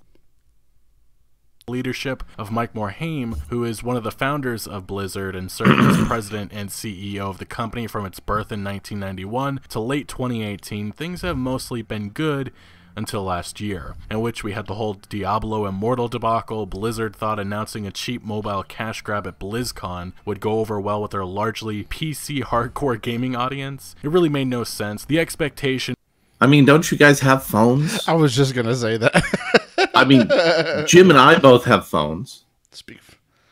Was Diablo 4 would have a maybe get phone. announced, but instead a mobile game was the highlight, which did not go over well with the fans. Is there any plans to make this playable on PC, or is this strictly mobile forever?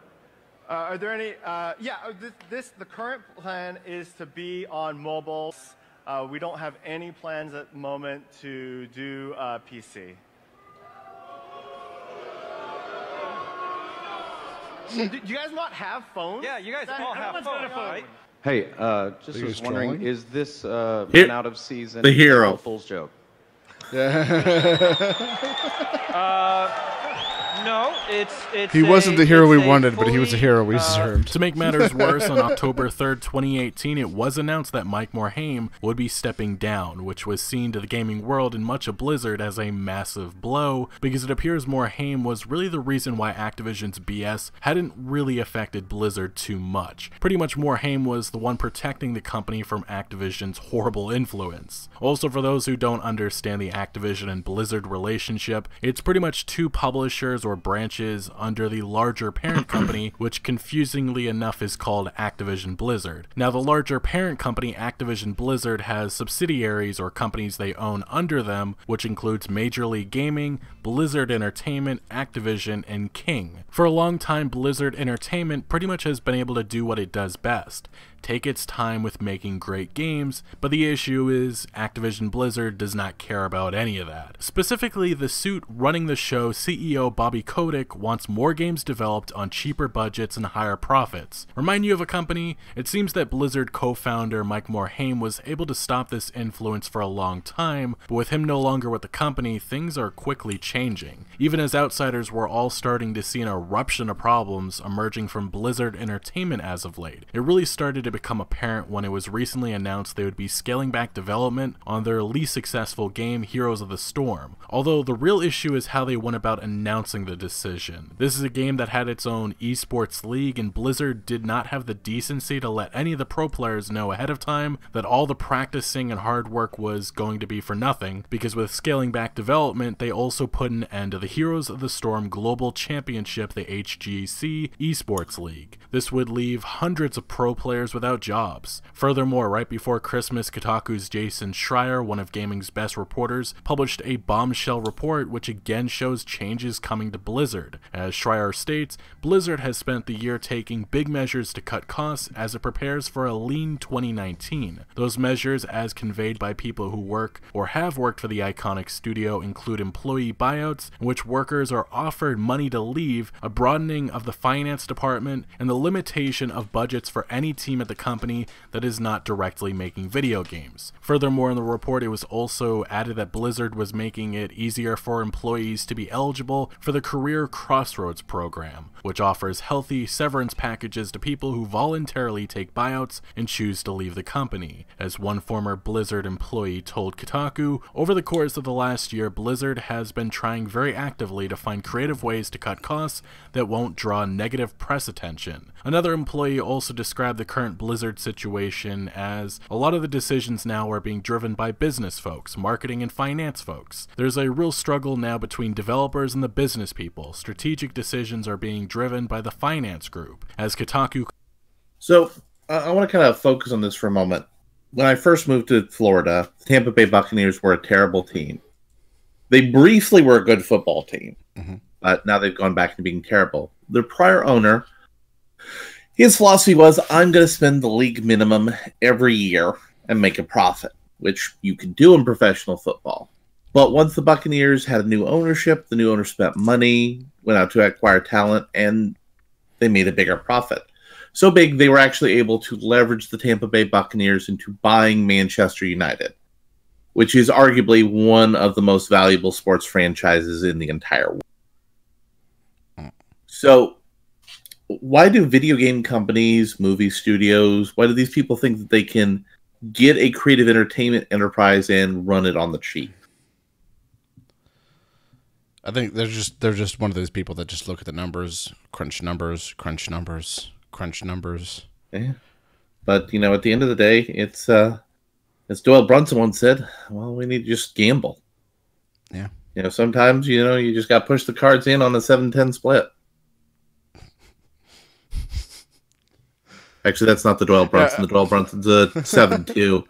7-2 split. I completely forgot a poker metaphor. That was embarrassing. That was a 7-10 stating split. Blizzard That's bowling. CFO Amrita Ahuja, who also came over from Activision, Wow. told employees I was like, wait a minute. that it was time to start reining in their spending. That was a common theme at many of Blizzard's departments this year, according to those who were there. That speech from Amrita about cutting costs that was not a one-time thing, said one person who worked on a non-development team. We were told to cut costs on a monthly basis. That's the toxic side of Activision taking over, ensuring a future of shadiness. We've seen it time and time again when business suits take over, who only care about higher profits rather than, actually entertaining people. Now, one of the big reasons why we're seeing such a big emphasis on lowering expenses is likely because of the overall company not doing too good in 2018. You can just look at their stock, it's almost been cut in half. But if you didn't hear, Black Ops 4, which made $500 million in just a few days, was seen as a sales disappointment to investors. They want to see growth, and Call of Duty has had like 16 installments now with little to no improvements. Sure, the games look a little better and have a few more modes, but Call of Duty is essentially the same thing every single year. Franchise fatigue is real, and maybe Activision can get a home run in 2019 with Modern Warfare 4, but like any popular franchise, eventually people will move on, which spells bad news for Activision and Blizzard whenever that decline does happen. We saw it happen to Medal of Honor, which really was the go-to shooter for years until Call of Duty came about, and sometime in the future a better product will emerge from the shadows. Now, Activision Blizzard's problems in 2019 started just the day after the new year when it was announced Spencer Newman, the CFO of Activision Blizzard, was fired, which actually was him just leaving, as it was later found out he had taken a job at Netflix for the same position.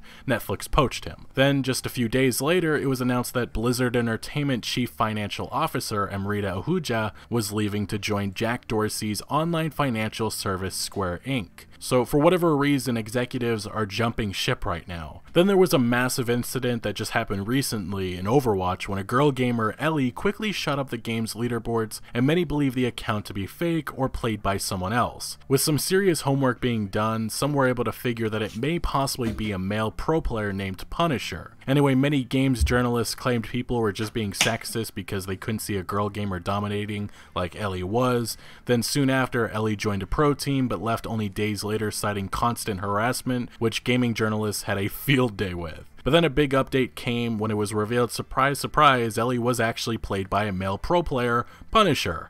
And this was all some sort of social experiment. That's a short TLDR of that mess, but it was just more negative press surrounding Blizzard. And just the other day, also again, involving Overwatch, it was revealed that Soldier 76 was gay, which actually didn't go over well with a former Blizzard employee who made some very concerning claims. Former Blizzard employee Julian Murillo Suyular, okay. I'm probably saying that wrong, said in a statement on Twitter, I get I've the written joke this now. retelling several times. Yeah. Too many Someone that said I've the joke, lost Soldier track. 76 When I was reaching out to is otherwise attorneys known and as later Kevin the Equal Spacey. Employment Opportunity Commission, during my employment at Blizzard Entertainment in the Blizzard esports team supporting Hearthstone and the Hearthstone Championship Tour, I was the victim of racial abuse and discrimination during April to December 2016 until I was transferred to the Blizzard esports business operations team. He would then give a retelling of the events that...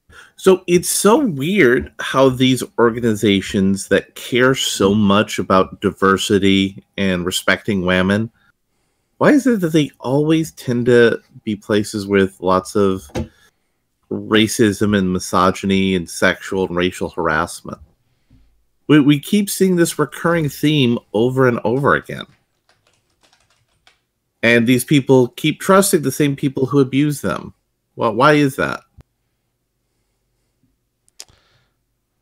I don't know. Someone in the chat, broken microphone's telling me I should speak the 14 words. So we must secure the existence of our people and a future for gaming children. For gaming children, yeah. That is terrible. Yeah, gamers rise up. Yeah, no, that's not what the 14 words are. Oh. And by the way, guys, if you're gonna want us to say something that could potentially risk us getting strikes or nonsense, can you at least use the discount super chats we use? I mean, at least if you're going to want Jim to do something like that, you should give him some money. then maybe when this enterprise works off good enough, Jim can kick some of that money over to me. I mean, that's the only thing that's fair. I mean, just want to put that out there. That allegedly occurred, and would state, I write this today because the Soldier 76 announcement and subsequent tweets did trigger me. The reason why it triggered me wasn't the message, but who it was coming from, Blizzard Entertainment. The idea of inclusion or representation, and every voice matters and think globally never meant that for me and other people of color I've spoken to. Because up until recently, in the last 2 years, has the community had some representation and initiatives. But are we really represented? My missus, I guess his wife, dealt with her own discrimination. That's her story, and other current and former alumni have confessed similar or worse treatment and nothing's been done. Blizzard would respond to these claims by saying, while the company does not comment on individual personnel issues, we can share that having an inclusive and respectful work environment is extremely important to us. We have a policy against harassment and discrimination and take reports of inappropriate behavior very seriously. Look, I don't know the full story on this, but it sounds like this now ex-employee is accusing the company of pretending to care about being inclusive and only doing so for gain, which is concerning. There's also more alleged by this employee. I will leave a link in the description to the post, but pretty much it seems a series of problems are emerging for the whole Activision Blizzard. The Activision side has always been crap, but now Blizzard Entertainment is starting to have its own consistent issues, which makes me wonder, what is the future of this company? Does Activision finally step over the line in 2019, creating the next Battlefront 2 mess? It's possible. This company has gotten greedier over the years, and right now it appears to be just a gigantic mess. I've said it for a while that Activision has gotten away with a lot of their shenanigans, and I feel that EA learned their lesson, at least for the time being, last year. But if Activision's franchises continue with a slow decline, expect more microtransactions, which they actually claimed would be the case for Destiny 2. I have to imagine eventually Activision will go over the line, in which people finally realize how terrible the company is. But on the Blizzard side, I really don't know what to expect. If Activision's influence truly takes over, then we could be looking at a disappointing future. And then you also have to consider the fact that whenever Activision screws up, it seems to have a huge effect on Blizzard. Just look at this year. Black Ops 4 was a sales disappointment, and now they're desperately trying to cut costs at Blizzard. What could happen in the future? That's a really big question. I got a question for you. Player survey that was when you sent watch out, these videos where people are giving news on top of video game footage, do you start to become more interested in the video game than you actually are with it? Yeah, a little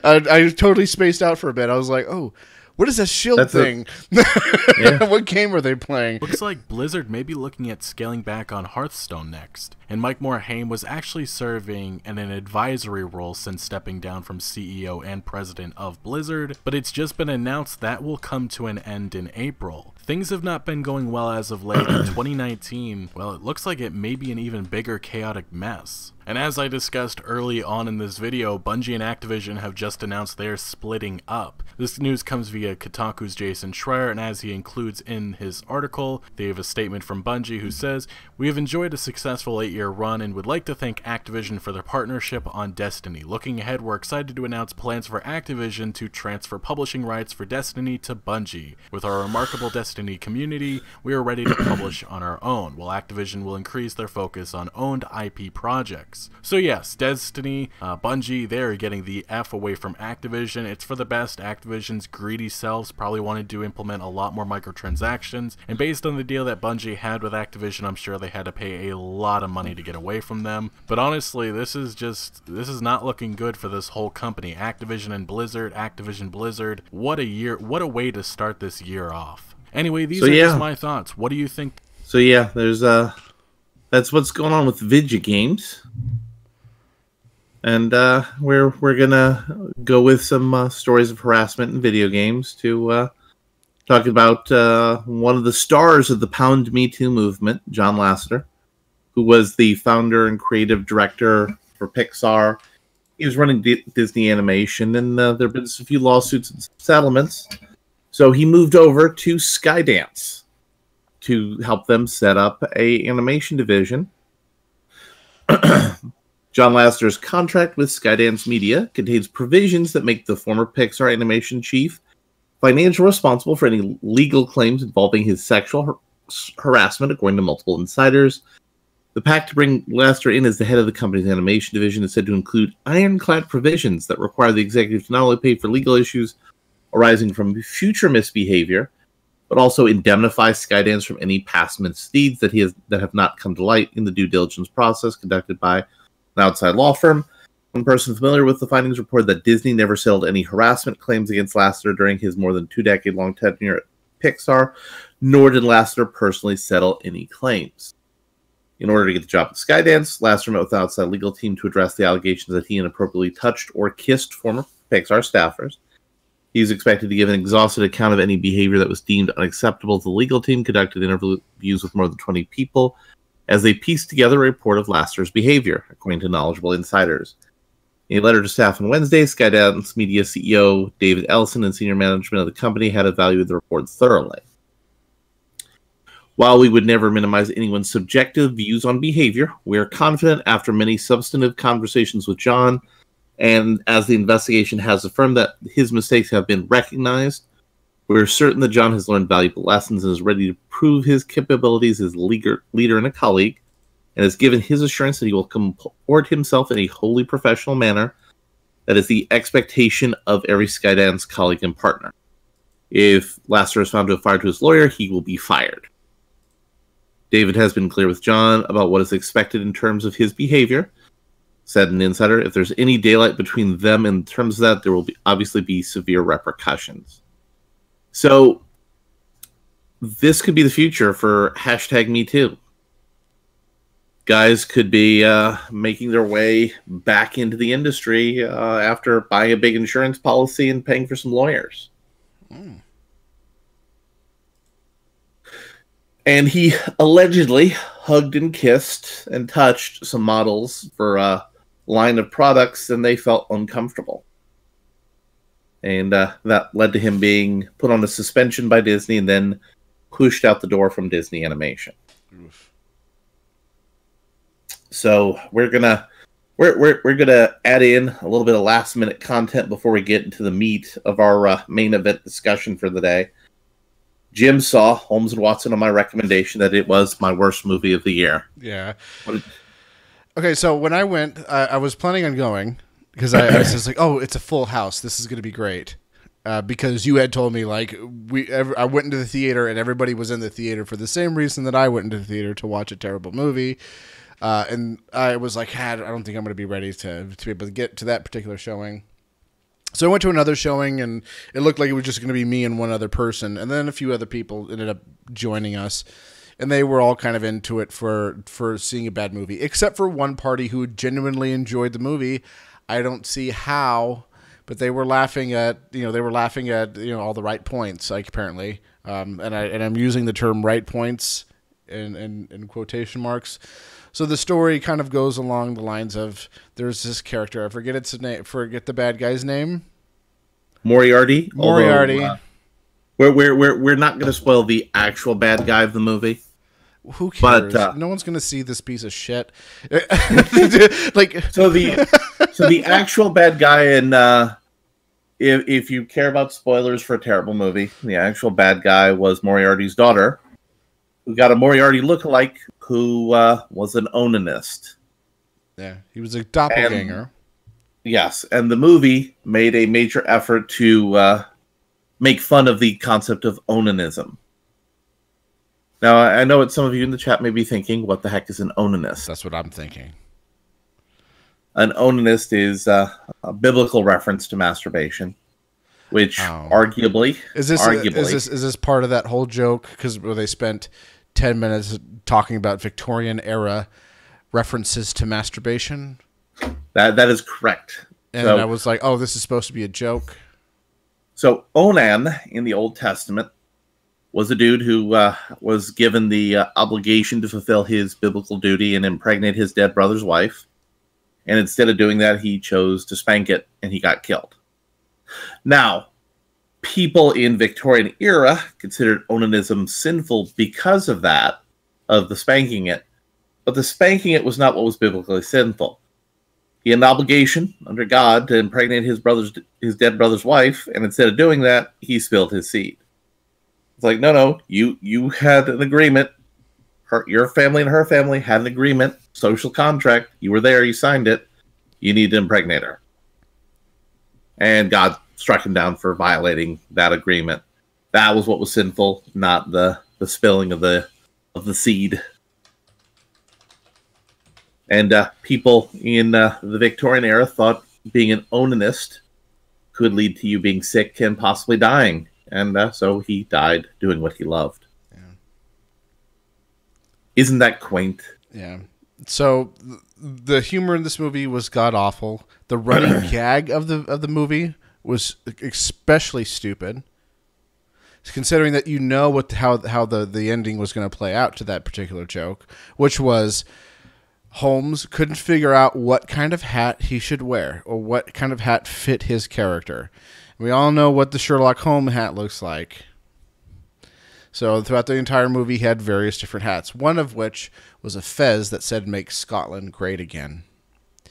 And the other running joke of the film was Orange Man Bad, which you're wondering, Jim, how on earth could they say Orange Man Bad in a film that took place in Victoria era Scotland? To which I respond, in the worst possible ways possible. And one particular way that I kind of use as an example is they went to a fair where they were playing with a medicine ball. The Anglo-American Exposition. Oh, yeah, the Anglo-American Exposition, where everybody was trying to show their feats of strength, and they decided because it's funny to do cocaine, they were going to do cocaine as a performance enhancer to impress the two women which they were trying to woo. Now here's what didn't make sense with the whole entire movie. The character of Sherlock Holmes is supposed to be exponentially brilliant, and they make a point of this movie that he has an supernatural ability to be logical. So much so that he even improved his logical skills after he got this magical power by getting everyone in his school expelled, and now he's like the smartest person ever because now he had pretty much private tutoring throughout the tenure of his schooling. So he's super duper smart. But throughout the whole movie, he acts like a complete moron, except for when the plot device needs him to be smart, and the girl that he's trying to woo, who he thinks is a brilliant woman, is actually a feral animal woman raised by wolves, who turns out to be not. Oh yeah. Anyways, getting us sidetracked because everything needs to be explained because this movie is so dense with plot points that doesn't need to be there. So the point of it is, how do you get Orange Man Bad in a film? Well, you have the American woman ask, "How could I could never live in a country?" Say, "How could I can never live in a country where where it's being ruled by an unelected person, unelected rich person." And they said, we live in a democracy in America because democracy is good and Orange Man Bad, right? And and to which he says, but you have the Electoral College. What's to stop a showman or a rich, greedy businessman to take power? Oh, that will never happen because we live in a democracy. And also we do love a good showman. Yeah. So that's kind of the plot of the movie. All the joke. There was one particular joke which after hearing it and it didn't work, and I'm going to have a bad time trying to explain or a bad time trying to present this joke as not being funny because the joke could work. It could be a very funny joke, but the way it was done is so bad that I could not possibly recreate such in bad taste. Where he was saying, because after he decides at home, Watson is going to be my co-detective, which was the major plot for Watson. His motivation in the film is trying to get Sherlock to get him to be on as co-detective. Co-detective. Yeah. That they were at the Titanic, and he's like, I want he's now my co-defendant and my co-detective, and I want everybody here to associate his name with the Titanic, and I want them to be put together. You can kind of see that that's a funny joke that's right there, but they just couldn't hit it. It was just bad, because because that is kind of funny. Like Watson being associated with the Titanic. Yeah, that's kind of good. But it wasn't presented that way. By the way, how good was the Hugh Laurie cameo, though? That one was actually almost redeeming. Almost redeeming. It wasn't funny, but it was almost redeeming. It redeemed that scene, that Yeah. sequence. Like, that was one of the little elements like saying, this could have been a good movie if it wasn't kind of garbled up for a 3-year period in production. Mm-hmm. Oh, it took up 3 years to make this piece of shit? Yeah. Yeah, it was on the shelf for 3 years. Yeah. Another thing that was really annoying me about this movie was why did Sherlock Holmes have killer bees in his office? Because, now in fairness, because Sherlock Holmes did like to experiment with poisons to increase his knowledge of how people would use poisons as criminal tools. Okay. So that was not an absurd notion. However, they screwed up the punchline on that joke. Yeah, which is... Because you don't want to do that joke without a setup. Now, when they had that really embarrassing and bad sequence in the kids' school, they could have did the setup with him predicting, like, he's going to give me a wedgie, and I could dodge him like this way and avoid this one who's about to give me a wet willy. Yeah. And then, when he screwed up hitting the bees, then it would have been funny. Yeah. But no. And why would they keep the beehive there after the bees were all gone? Yeah. And how about the whole entirety of the whole movie? Yeah. How about the whole Weekend at Bernie's sequence with Queen Victoria? That was extremely cringy, where they accidentally knocked the queen out and they thought they killed her, and they were trying to figure out a way to dispose of the body, while the guards were like, "What's going on in there? Hey guys, what's going on in there?" I bet there's some wacky hijinks happening. Yuck, yuck, yuck. Yep. And then she miraculously comes back to life and has no memory of what happened. Because she was knocked out because they were trying to take a selfie. Yeah, which was a running theme of jokes of, let's take current year things and recast them in old-timey ways, including the drunken text message, but with telegraph. Yeah. Also describe the dick pic as well. Yeah. He's going to Morse code the description of his penis. Yeah. The other thing that really hurt, I forgot it. This like there's like white blood cells. My brain is trying to make me forget this movie for the sake of my own sanity.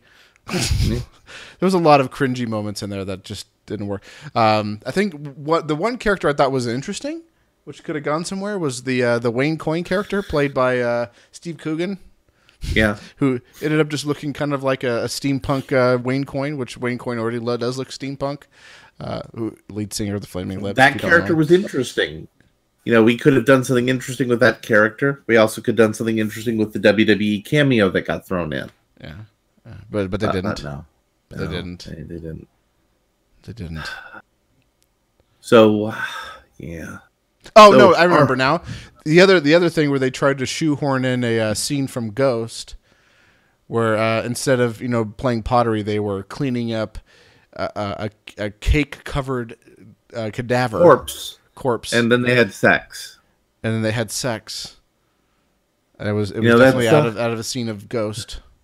But that's combining two fetishes that are gross and disgusting. Yeah. But, one of them could be okay. The other's having sex on or adjacent to a dead body, which it's probably not okay. But together, they're both not okay. Yeah. The movie was just... it's not a so bad it's good movie. It's just bad. I make it a point when I go see a movie to not go to the bathroom. I'll hold it. I'll shake my leg if I have to. But I was like, whatever. This movie is kind of bad. I'm going to go to the bathroom. And on the way to the bathroom, I was presented with two options. There was the entryway to the bathroom, and then there was the exit way to the exit door in the same hallway. And I remember going, not this time, Satan. I'm sticking through with it. And I went to the bathroom and returned to my seat and regretted every moment of it. This was awful. I don't know why they even released it. I really But don't. like that whole establishing sequence in Lord Fauntleroy's prep school, that was just so cringy and embarrassing. Mm-hmm. And that was why once that sequence was done, like, yeah, I really, if I didn't know this was going to be terrible, I would walk out after seeing that. Yeah, and there was people who walked out during the film. Most of the crowd walked out of the film, except for the two people. And I think, to be completely fair to these anonymous individuals, even they, towards about the third act of the film, they stopped laughing. And I could hear them kind of murmuring to each other, like, "What the fuck is happening? This isn't very good at all." No, this isn't very good at all. So we've been we beat this dead horse enough, and we're now getting to our main entree tonight on Recording in Progress. And I'm gonna show you a teaser video from somebody else before we get into talking about it, because it's kind of getting into an idea of where we're all going in the future. They say that if a product is free, then you're the real products. It's not paranoia. It's in the terms of service. Yep. When you give your information to a company like Google or Facebook, you're giving it to the government. With just one decision, the livelihoods of thousands were put immediately into jeopardy. Yep. When it comes to a service like PayPal, they can ban you for any reason. The problem with that is that it ends up like being banned from your bank. Many of the social media platforms that we use every single day have no sort of accountability whatsoever. It took a second massive data leak that made Google finally discontinue Google+. Social media has become increasingly intertwined throughout many of our lives in the past couple of decades. While many of us would have a hard time living without a car, many of us would also have an even harder time living without social media. Websites like Facebook, YouTube, Twitter, and others have become more than just a way to connect to relatives or old friends. For some, it's allowed us to gain an audience for our creative works. For others, it's become integral to our jobs and careers. However, in the past couple of years, I've noticed a very worrying trend among the big social media players. While virtually all of them offer their services for free, it's becoming increasingly clear that there's nothing you can get without a cost. And the cost of some of these social media platforms are steep. The things that I've discovered about many of these platforms in my research and over the years legitimately does frighten me. And I say that as someone who has built a career through social media. These things need to be brought to the public in a clear, concise manner. Like a democracy is the rule of the people, technocracy is the rule of technology. And make no mistake, the social media platforms do control much of our lives, whether we know it or not, whether we accept it or not. And unlike actual politicians or leaders of a country, the leaders of these social media platforms are often left without accountability. Yep. Facebook is not free, it's very expensive. And very expensive. It's the opposite of free. We're the product, but we don't get paid for being the product. Mm-hmm. So well, you pay for it with something much more important: your privacy. Yeah, and security. So there's been a lot of discussion on this show and others about the weird, almost conspiracy-like pattern of deplatforming that's been going on. So I'm going to start off with a story about a death metal label being shut down. Oh. Oh, here we go. I thought we were on Twitter. Okay. No. Wait, this comes first because this is the opener. It starts the conversation. Death metal label shut down after PayPal credit processors pull out due to Department of Justice FDIC initiative. Now this is from January 1 of this year. A wide-sweeping initiative from the United States Department of Justice back in 2013 called Operation Chokepoint was initially designed to curb payment processors for quote-unquote terrorist activities, quote-unquote fraudulent purchases, and money laundering. However, according to one record label owner, the banks who have been in the news for demonetizing and deplatforming legitimate businesses over the last few months are doing so at the behest of those overseeing Operation Chokepoint. Now, for those who may be aware of what Operation Chokepoint is, the Trump administration, through the Department of Justice, issued a executive order to say, we're not doing this anymore. But there is evidence, not necessarily fire evidence, but there's definitely smoke evidence to suggest that various government entities are continuing to perform the procedures and processes of Operation Chokepoint. So there are a lot of people who are government employees who are not doing what the government wants them to do. Jim and I, we make fun of people who make fun of the Orange Man, but we're not fans of the Orange Man or his politics. But we're kind of going to go down a rabbit hole where we're going to explore why, no, if you're in government, you need to follow what the law says. And if you don't like what the law says and you're in government, you need to do your job as a citizen in demand for change in the laws, or which may include you protesting by saying, I'm stepping down from the government because the government is doing shady things. It started with a Kotaku in Action thread, which notes that the death metal, black metal record label has shut down in the wake of PayPal pulling out support for processing purchases, along with creditors at Visa, MasterCard, because the company was labeled as high risk for promoting hatred and promoting violence and promoting hate speech. In the case of LG Records, a label that has hosted all sorts of death metal music since 1996, their closure comes from the inability to sign with normal credit processors due to being high risk. There are also high-risk credit processors, but it's expensive, unreliable, and comes with no guarantees, which makes it untenable for most normal businesses. In other words, if you have a business and you're taking people's money, you need to have access to a thing called banks. And there's a thing called civil rights laws that say, no, really, people need access to banks. LG Records owner Rob told the outlet deathmetal.org in a piece published on their December 17th, 2018, that PayPal simply said he could no longer use their services following instigation from a website called Metal Sucks, which is headed up by Matt Goldberg and Ben Umanoff. Banks also abruptly cut ties with Rob as well, where he explained they didn't even have the business courtesy to inform me that they were going to cut ties. I came to the realization of this when I went to process an order and the response message was invalid merchant account. When I spoke to a representative, they informed me that they did not wish to work with me because I promoted hate. I did receive a letter from them saying that they were going to end the business relationship. The date of termination was a day before the letter was written and a day before it was mailed. What a great banking service. This was a death blow at this point. I had no means to accept any form of payments aside from cash or money orders, but there's no way to survive in that business model. According to Rob, the record label had been classified as high risk by the banks and credit processors, which means that he was effectively blacklisted from the banking industry. In short, this meant that the only way to accept payments from customers was, as he mentioned, by a cash or money order. For online businesses, it's not possible to operate without some sort of banking institution or credit card processing, since all purchases are made electronically. Now, if you notice how the word high risk has been repeated over and over again, you want to know why that was repeated, Jim? Why? Because part of the government regulatory authority that the high risk comes from the post-financial crash back in 2007, some of those banking and regulatory reforms that allowed the government to step in with audits and pressure if banks were doing a lot of business with high-risk businesses to prevent contagion from affecting the broader economy.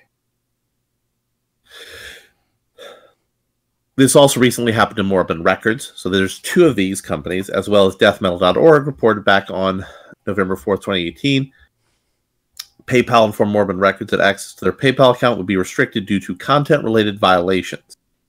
They said violations were in relation to the record label publishing satanic death metal, and because of it has an affiliation with the Church of Satan. Instead of dropping the edgy comment, Morbin Records dropped PayPal. It's kind of weird how the Church of Satan has become a running theme here. Yeah. However, LG Records Rob told deathmetal.org that this kind of blacklisting isn't necessarily limited to just PayPal and creditors. According to Rob, this started with the DOJ's Operation Chokepoint and has been expanding ever since. So wait, we're bringing back Satanic Panic? Is this what's happening? Well, if you believe in Satan, you are high risk according to the government. Oof. Which means the government could try to shut you out of the banking system, Jim, because they don't like your religion, which Seems like that's a violation of your civil rights. Man, I really wish the government was a private company so I could leave, because I don't like it. When the processors will run a check on me and my business, it comes back as high risk and reputational risk. Some of the red flags come back as promoting hate speech, promoting rape, promoting violence, and promoting hatred. An absolute atrocious characterization and a very consistent way of fusing music band names, titles to an actual call to arms. The slightly veiled assertion is one that marks me as one who is inciting these actions. The overlords who wish to control what you can sell and what you can purchase, speaking with a few individuals in the banking system, underwriters, as well as other labels, I have one. They started with Operation Chokepoint from the DOJ to curtail predatory lending, which, like most rulings, has now expanded its tentacles. This is more true than you know. In recently unsealed documents from Operation Chokepoint Initiative, it was the Federal Deposit Insurance Corporation officials who were determining who credit processors and banking institutions could do business with within the United States, or who U.S. bank processors could allow to use their services internationally, such as our good friend Sargon, it depends on the child of a cod. Or Sargon, white inwards, a cod. Forbes published an article on November 14th of 2018 detailing how the FDIC officials strong-armed banks into cutting off financial opportunities for businesses in order to get them to shut down, even if the businesses were completely legitimate. While there's no mention of PayPal in the unsealed PDF documents made available on October 12, 2018, a transcript of the deposition from senior policy analyst at the FDIC, Artie Holenfield, explained how the initiative was used to bully and illegally choke off businesses within the U.S. Holyfield stated, the DOJ dubbed the project Operation Chokepoint, such as described by an oversight staff report. It was designed to choke out companies the administration, and this is the Obama administration, considered a high risk or otherwise objectionable. Yeah. Despite the fact that they are legal businesses, by denying these merchants access to banking and payment networks that every business needs to survive. Looks like Broken Microphone knows how Mafia works.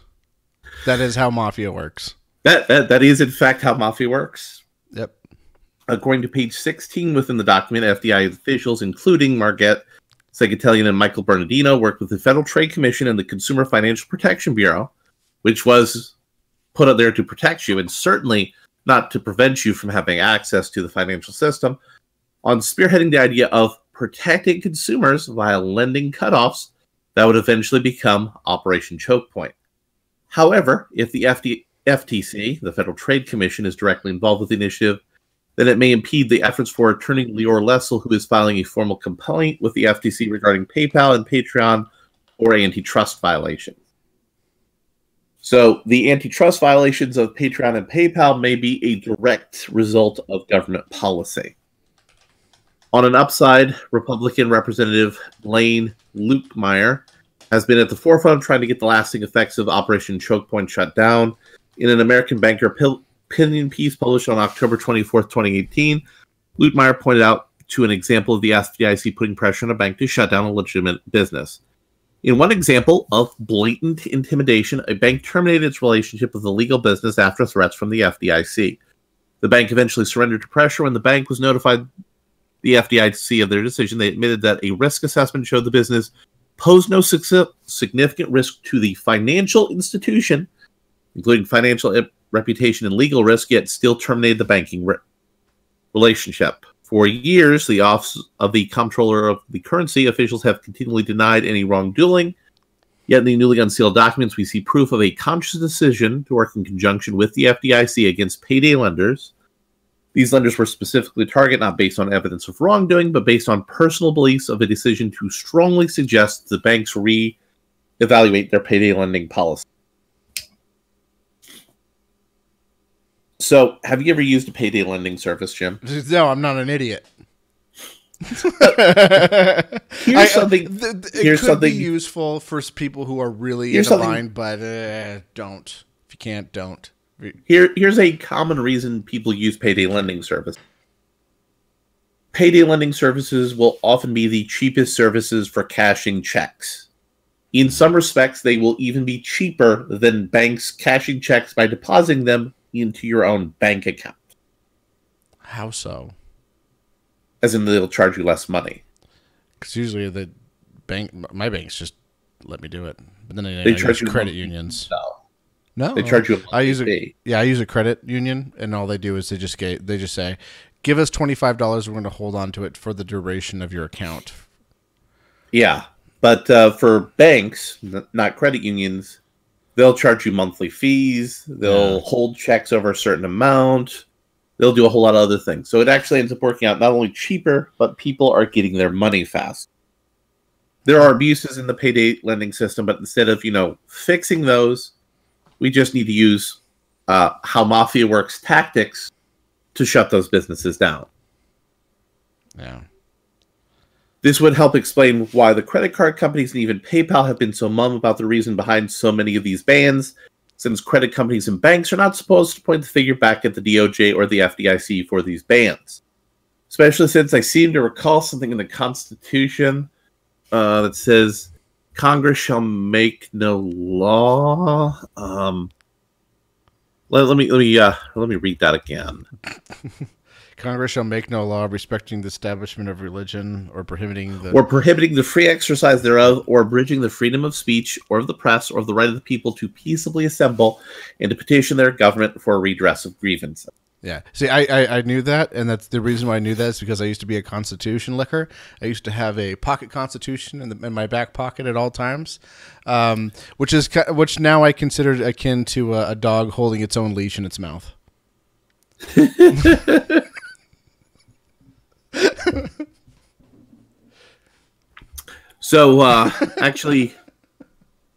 This goes into further detail. Some have suggested that PayPal and the credit card companies are making these decisions based on an ideological impetus. However, we're seeing, according to the current evidence, it looks like these bans are coming down from high up in the government. In fact, on page 5 of the unsealed documents, it explicitly stated from the FDIC that if banks did not comply, someone would be fired. To quote from the deposition of Marvin Anthony Lowe, accordingly, in late 2010 or early 2001, the FDIC's senior Washington officials convened meetings of all the regional directors. The FDIC is divided into 7 regions. Each has a director in charge of exercising the FDIC's supervisory authority over each bank in his or her region. At this meeting, in which all of these regional directors or their designees were gathered, the senior deputy director for the Division of Supervision and Consumer Protection informed them that if an institution in their region was facilitating payday lending, the regional director should require that institution to submit a plan for exiting the business. These instructions the senior deputy conveyed came from the 6th floor, chairman of the senior leadership of the agency. At the meeting, the senior deputy director conveyed the following message. If a bank was found to be involved in payday lending, someone was going to be fired. Which is also contrary to how the union contracts that federal government employees work under works, which is kind of weird. Why nobody in the union flagged that? Why would nobody in the union flag a union-violating policy during the Obama administration? It really makes the synapses fire, doesn't it? Yeah, really makes you think. Yeah. So essentially, by the way, who are the biggest contributors to the presidential campaigns and senator campaigns and Congress campaigns of the Democratic Party? The unions. The unions. Really? You sure? Essentially, I thought it was like the good guys who, like the green energy companies and stuff. I thought it was just people who really believed in a dream. Yeah. Give money out of their own pockets.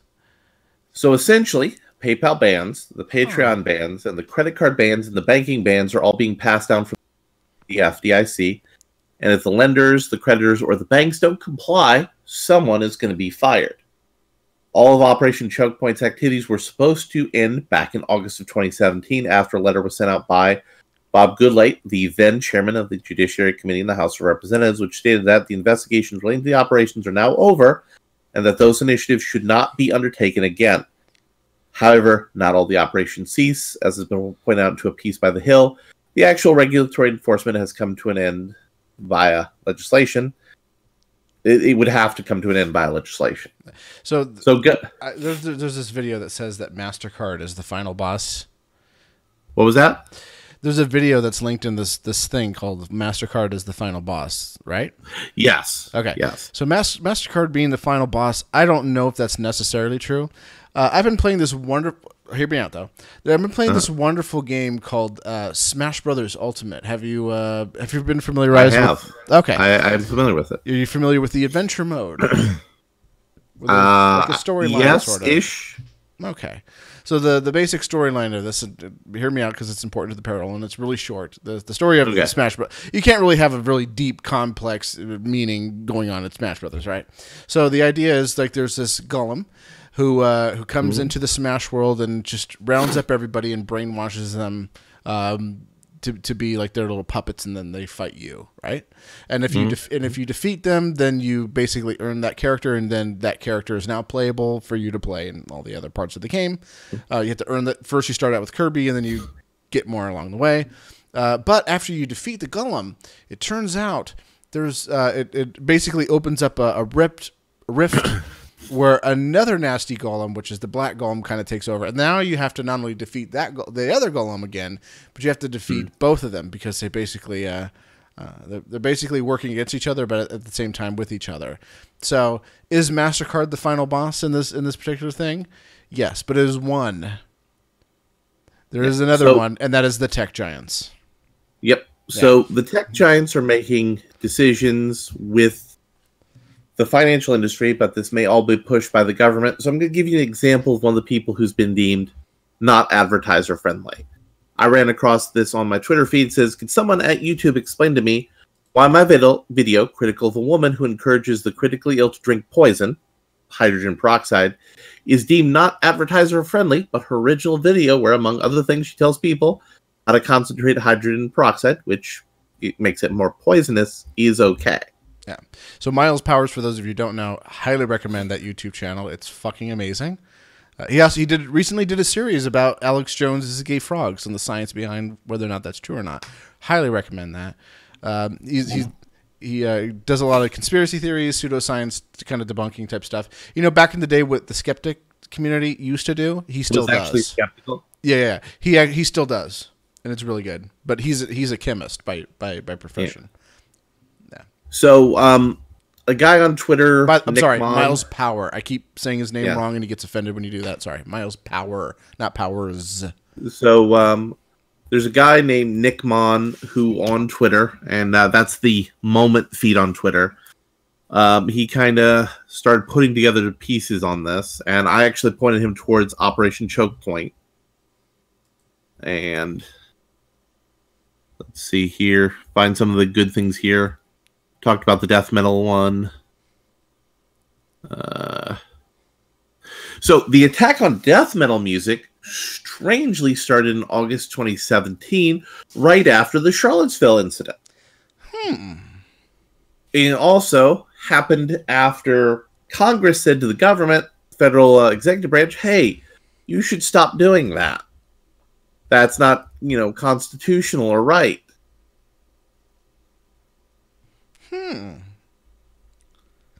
It's kind of a coincidence. Yeah.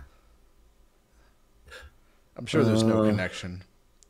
To Representative Blaine, if you want to know why H.R. 2706 died in the Senate, I'd ask the FDIC chairman, Jenna Williams, and Internal Director Martin J. Gundberg, along with Chad Davis, Trav Hill, and Charles Yee, 5 people with prior experience with the BHUA.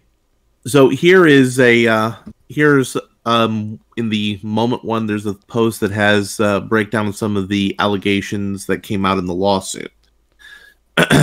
Later in April 2013, Joel Sweet, a Justice Department official heavily involved in the initiative, emailed senior officials at the FDIC, the FTC, and the CFB and other federal agencies with a simple and elegant idea about how to protect consumers from predatory lending, which was the impetus for Operation Chokepoint. And one of the banks had a visit from an FDIC regulator and said to him, asked him whether he was aware that his bank directors could be subject for criminal prosecution for doing business with improper people. So we have government officials going out to banks and in turn most likely going out to PayPal and Patreon and saying, listen, if you associate with Mr. It Depends on the Child, we're going to have to do some audits and probably take you to jail. And he actually quotes something that Jacqueline Hart from Patreon said. Payment processing depends on our ability to use global payment networks, and they have rules for what they will process. And he's actually gone into some detail looking into, I think it's IMF or federal regulations from the United States that impact foreign credit reporting and banking and finance agencies as well. There's a lot of extensive material. Can you post this link? I'm gonna the Chokepoint Twitter. I'm gonna repost it, like, to have you put it in the video so for people can read this for prosperity, because there's a lot of information on there. You're sending me this on the recording? Okay. Yeah. I posted that. Yeah, so definitely want to put that in the link because that's kind of serious. And he's been actually reaching out to members of Congress on Twitter to try to come up with some details on this. However, the last one of his Twitter links I linked here is somebody proposed a potential solution, though I'm not entirely sure if that potential solution is going to work. It may be possible to quickly resolve payment processing deplatforming for subscription services by directly contacting Stephen Square and Roger Hochschild. They are the CEOs of American Express and Discover. American Express and Discover are their own credit card network and credit card issuing bank. A deal could be struck where they issue cards directly through a subscription service website to new users, thus creating a secure processing chain insulated from deplatforming. This may not be your kill shot for solving the issue fast in a bare-bones manner, as Jordan Peterson sought to do. American Express and Discover have the most incentive to assist in this endeavor because they are the two smallest credit card networks in the U.S. market. They're always looking to expand at the expense of Visa and MasterCard. Based on recent reporting, it appears that the deplatforming fail point for these subscription services is stemming from the credit card network portion of the payment processing chain, specifically Visa and MasterCard and possibly Discover. So that's a possible future solution to get out of this mess, is to have actual credit card companies issuing their own payment processing chain directly to sites, though that again would basically say, okay, Jordan Peterson and friends, you have a special deal with American Express where they will process your payments for your fans. And I'll also repost that in the recording in progress thing, so you can add that one to the link so people can review it later. So we're right now looking at a situation where we don't have conclusive evidence yet, but we see patterns of similar behavior where the federal government targeted gun shops, they targeted strip clubs, they've targeted marijuana dispensaries with Operation Chokepoint. They've gone after death metal. They're likely going after Sargon of Akkad. They most likely went after Alex Jones. Yep. So the real question is, are these big tech companies, these big billionaires who have influenced government, are they responsible for why these unlawful decisions being made by executive branch officials acting outside of presidential jurisdiction and outside of congressional jurisdiction are making people unpersons in the global financial system? Yep. Well, see, I'm slowly moving away from all of this stuff. I've kind of, this is going to be the last month for me on Patreon. I've created my own website. Fortunately, the back end is with Stripe, which is probably even worse than PayPal. But see, there's nowhere else to go because you have PayPal, right? They're part of this too. PayPal, Stripe. I could use Bitcoin, but here's the problem with Bitcoin is that it's still attached to all of these big conglomerates and stuff like that. These banks, because and these banks are getting directives from the government, right? And they're passing laws saying that, hey, even so, like if I go to Coinbase, which is like the big place to go to if I want to buy Bitcoins, I still have to use their banking system, and that's still a part of that giant network on top of that. Most if not all of these things are slowly starting to be eaten away by these regulations saying, hey, if you want to buy Bitcoin with an ATM or with buy Bitcoin with USD, you have to submit all the stuff. Even these kind of under the radar kind of ATMs who are just like, yeah, just put money into the thing and we'll just send out a Bitcoin to whatever address you want. Now we're saying no. You have to enter your bank account information. You have to enter your identification number, your driver's license number. You have to have your social security number. Even websites like I believe. So I've been told. I haven't tried it out yet for sure. I couldn't be 100%.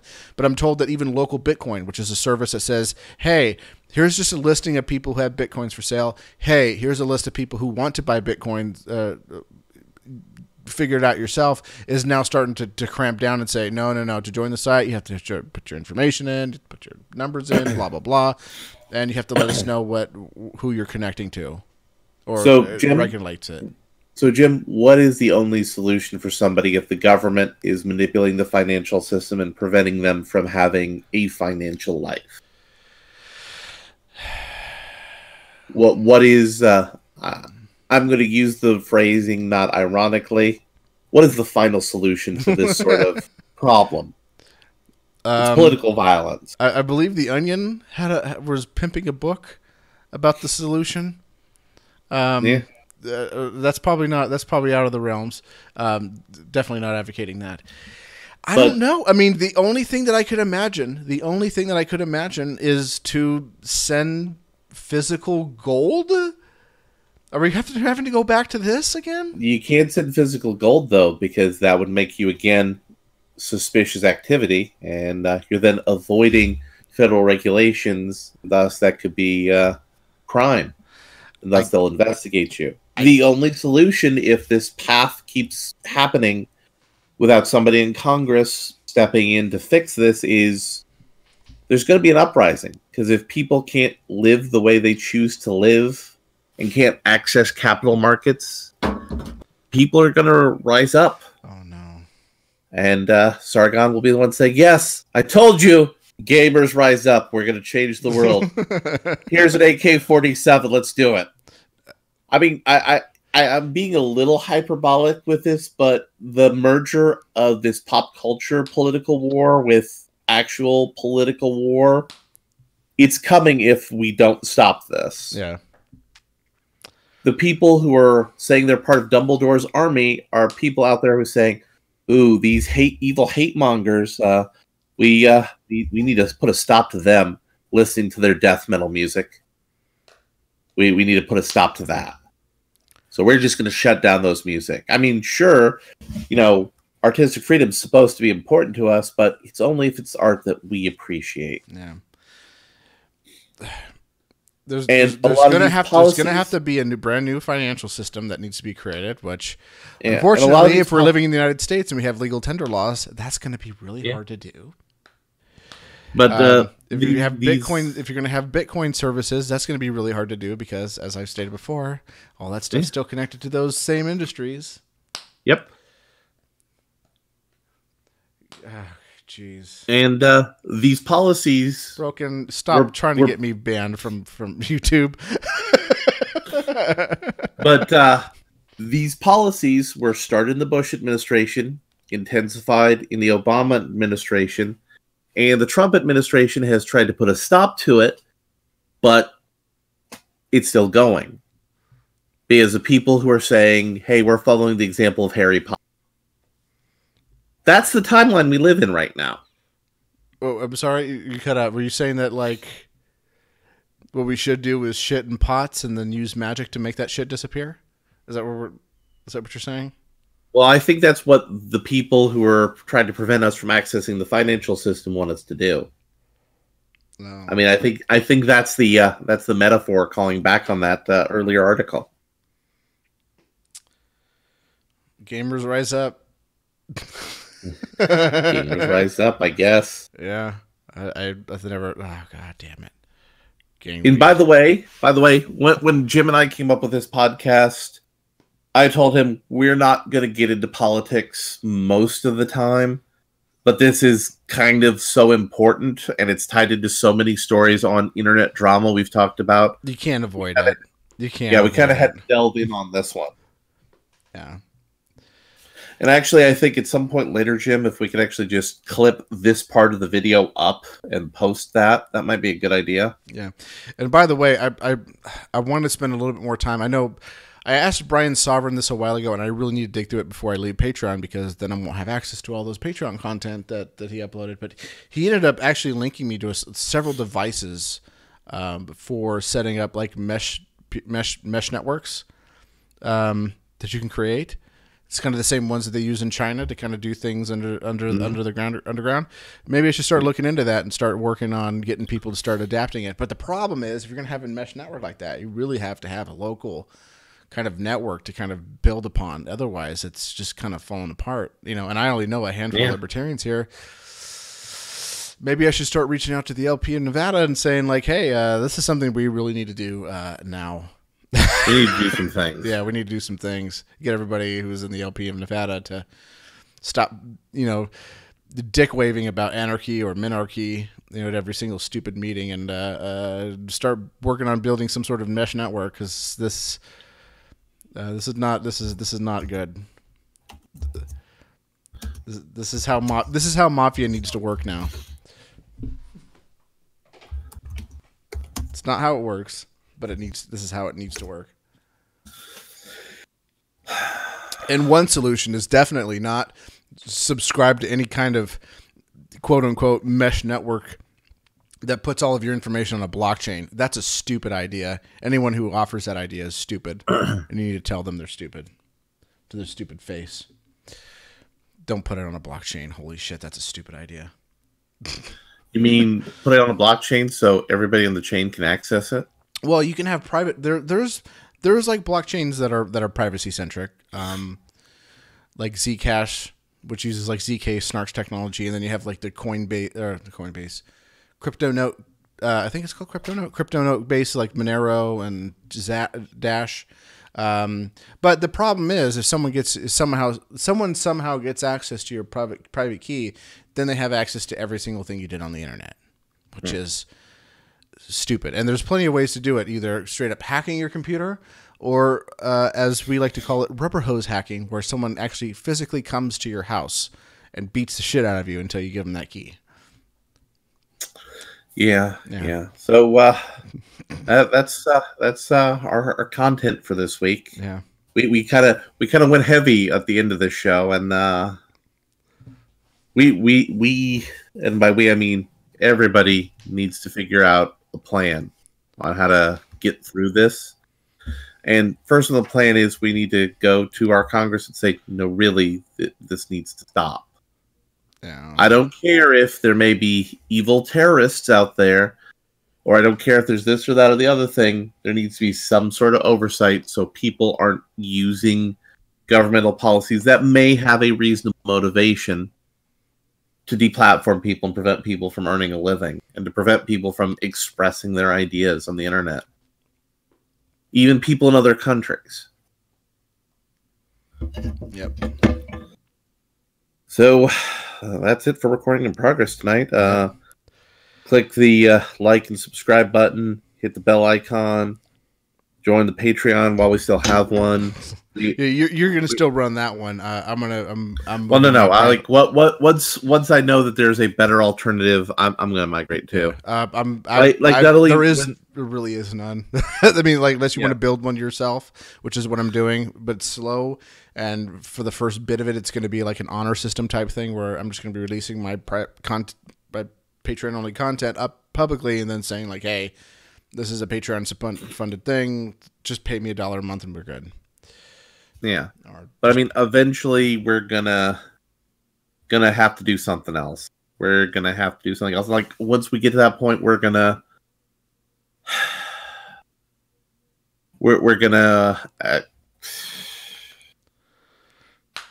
Yeah, we should probably be a little less inside and snarky about the titles. We could probably work on that. Well, I had zero time today to figure out what we were gonna do, or this week as far as to do, and it's still fuck you. It's January, so I was just like, fuck you. It's January 2, Electric Boogaloo. I climbed out of bed and was like, oh, I got to think of something. That's what it's got to be. And also, I did not even look at this Operation Chokepoint thing until I didn't even know it was going to be in the show notes until I scrolled down during the show. And also, here's a little reality about our process. I come up with a whole bunch of ideas and I mix them together, and somehow there's always strands and threads that unite the ideas together. Yeah, it's not planned that way; it just happens. So yeah, it'd be a good idea to probably. But yeah, I guess some behind the scenes. Just at me anytime something happens, and just let me know where this is all connecting. Because sometimes I'm just too busy to look in this chat room. Sometimes, and you're the one that usually builds all the content for this stuff. Because I try to stay away from it. You're my window into this, so it's kind of helpful if you're to be like, hey, this is the theme that we're going with. That'll help for me to. Build now, I do also want to give a little teaser to the folks who are in the chat room. We got some interesting content that's currently in production for the Lolberts that I'm going to be helping Jim with. Mm-hmm. We're going to be doing a little radio play. You'll find out more about that soon. Yep. I'm hoping you'll all be entertained by that. Yep. And also, I'm going in a very different direction with my show. If you could listen to the last episode of the Lolberts, which was mission accomplished. Even Artie Lang thinks you're a mess. I get into it at the very beginning of what we're doing in terms of the Lolberts and all of my content for that matter going forward. So, yep. So, good night, everybody. Yep. And normally I've been saying worms. I'm taking that back since the podcast that originally hosted it's pod faded. But because of the content of this episode, I'm going to go back to saying Hail Satan. Hail Satan.